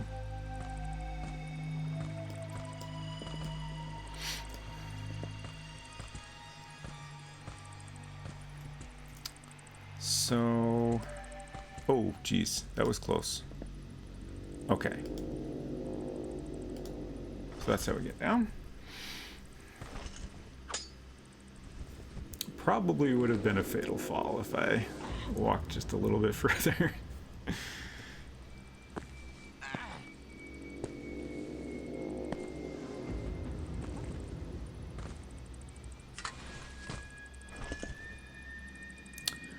Okay.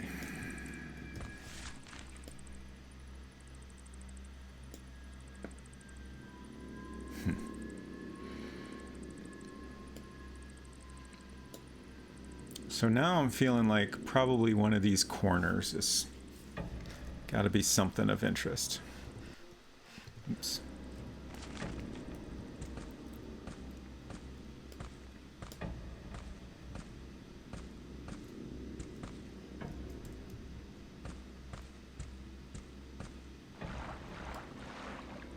I know I said I would wrap up at 7, but I can hear Unsecret Crush is still working on our dinner, so I think I'll go just a little bit longer unless she tells me in chat that I should wrap it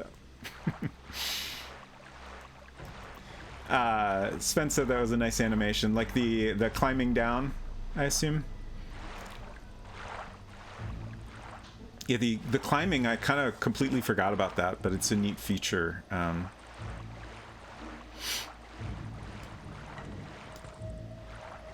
Like, I love... Oh, good. I got time. Great. I love a lot of modern games that are, like, exploration heavy. Like, lately I've been playing Elden Ring and just, like, taking my time and focusing more on, like, trying to explore the world as much as possible. Even more so than, like, you know, defeating the enemies and stuff like that. And like Breath of the Wild is a very exploration heavy game that I really enjoyed. And like you can definitely see a little bit of the beginning of that idea in this.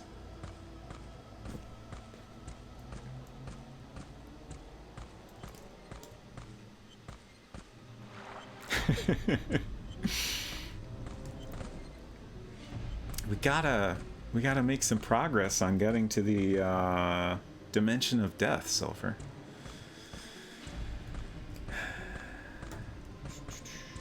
Let's see. Here's this little spot. I was wondering if maybe we could climb down. I think it just goes down. Like, I think below here is an area we've been to, though, so I'm probably wrong on that thought. Yeah.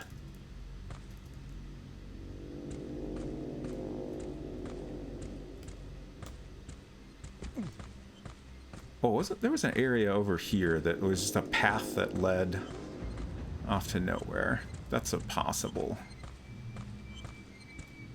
area where we could climb up further. Let's not walk to my death like I did last time.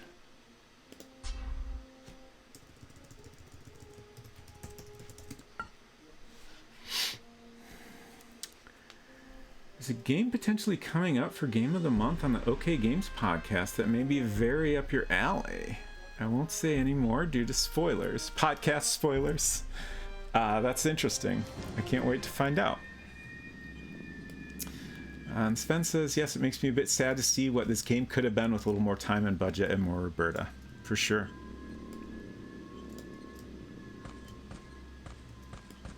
Okay, so I guess I was wrong on that thought.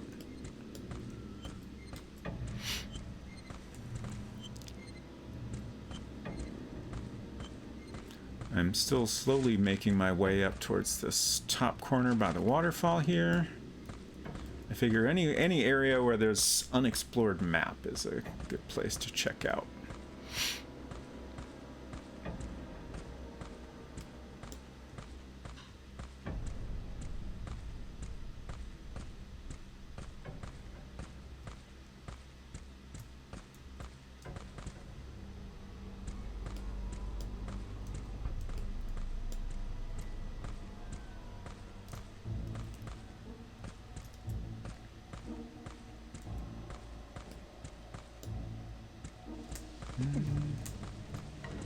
Can we jump this?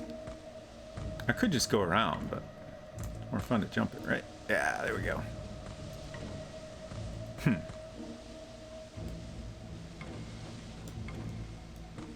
I feel like we might be onto something here.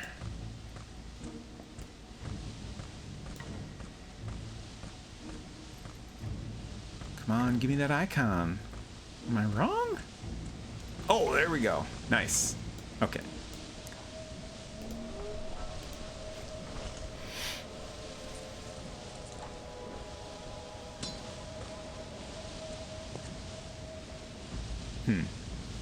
I just noticed my bitrate jumping around a little bit. Hopefully the stream hasn't been too choppy for y'all.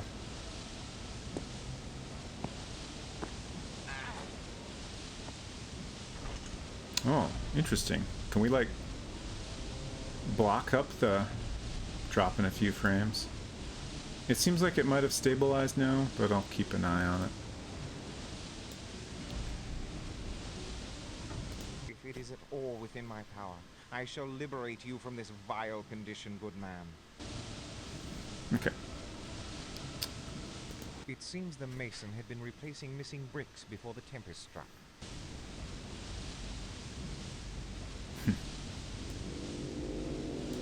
So, like, is this not supposed to be a waterfall? Oh, also, is this the thing where I just push? Yeah! Nice! Oh, okay, so It worked. we did a half-assed job of repairing the wall, so it didn't stop it, but now we can get through down below. Here we go.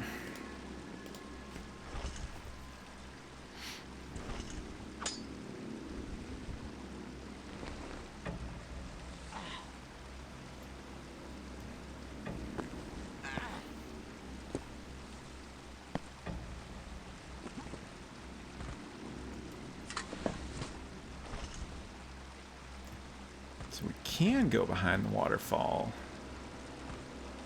I'm very glad to see it.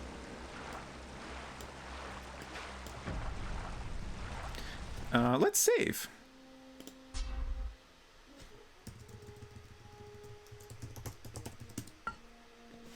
Yeah, we'll replace that. That's fine. I feel like we probably won't need to, like, back up too much in this game.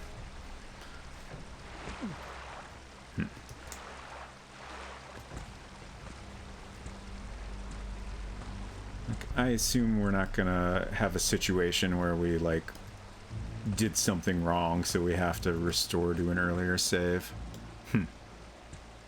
It's kind of a torch looking situation here. And it's very dark back there.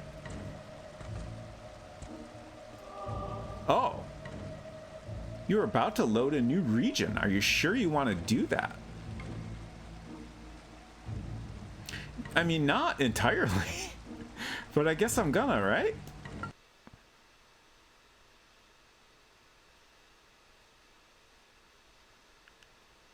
Removing old files, copying files to hard drive. Loading Castle Daventry? Oh, we are going to the castle.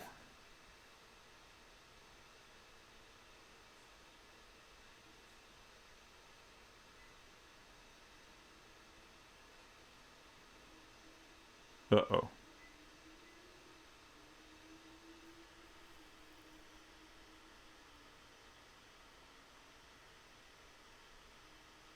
Uh-oh.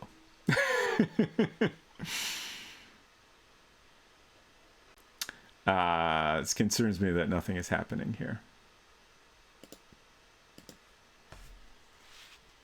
They did ask if you were sure. Yeah.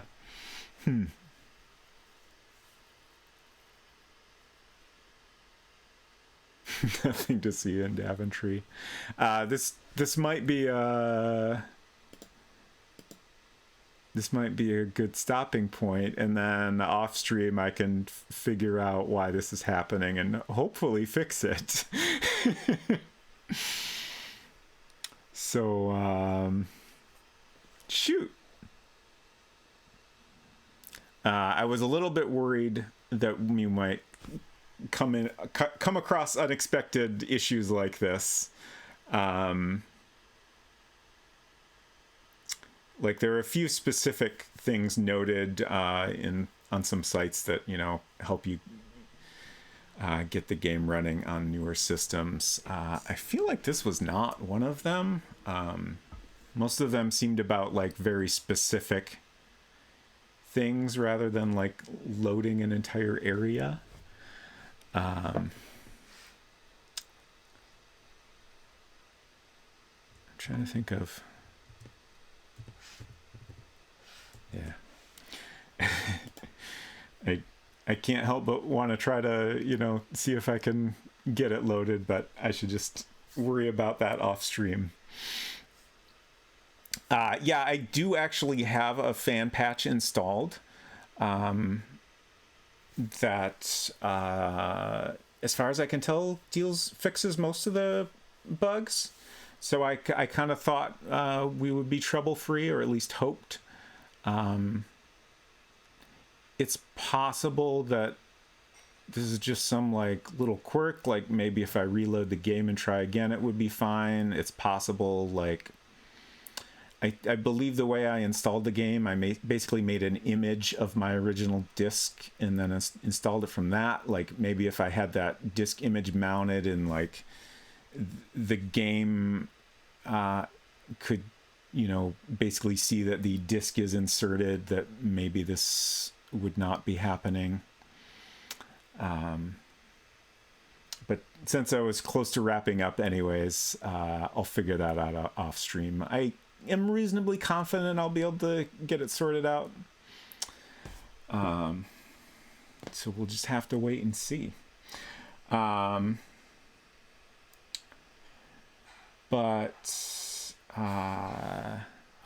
let's see. There's my schedule in your local time zone.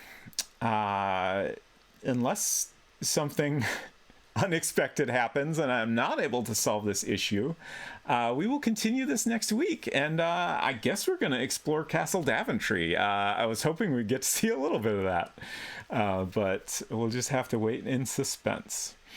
On Tuesday, I will be getting back into the Colonel's Bequest.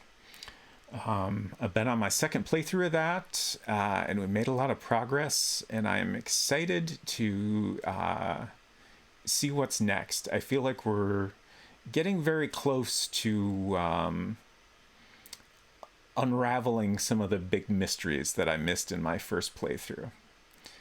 So I can't wait for that. And then my wife, Unsecret Crush, who had to go make dinner. Thanks for that follow. Appreciate it. She is also a streamer, so there's the link to her schedule. And she likes to hang out in the background of my streams and chat, and I do the same on her streams. She has been playing Persona 3 on Mondays, and she usually plays Genshin Impact on Thursdays, as long as there are new things for her to check out. So if that sounds like it's of interest, feel free to give her a follow, and we'd be happy to see you around. I'm going to figure out who we can raid. I appreciate y'all hanging out with me and putting up with my struggles through this game. It's taken me a little time to get used to things, but I think I'm getting the hang of it at this point. Getting better at saving before dangerous things might happen and stuff like that. So as long as we can solve the technical issues, hopefully I'll be more confident in my action adventuring skills next week. I think we might go on over to Games Done Quick. Because this is the last day of Games Done Quick, and that's kind of what I want to watch. They're doing a Super Metroid run right now. I might have missed the Metroid Dread run, which is a bummer. I was excited about that one. But they've got some other exciting things. I think they're doing 2 different runs of Elden Ring tonight. I probably won't want to watch all of those because I'm not done with the game yet, but I would love to see the beginning parts of that and just see how they approach that game. I've been watching Nina Marie stream the game recently, and it's cool to see different approaches to the game, and obviously a speed run is going to be a wildly different thing. Who knows, maybe they'll go into end game stuff very quickly, but if nothing else, I'm excited to see how it starts off. But anyways, let's head on over there.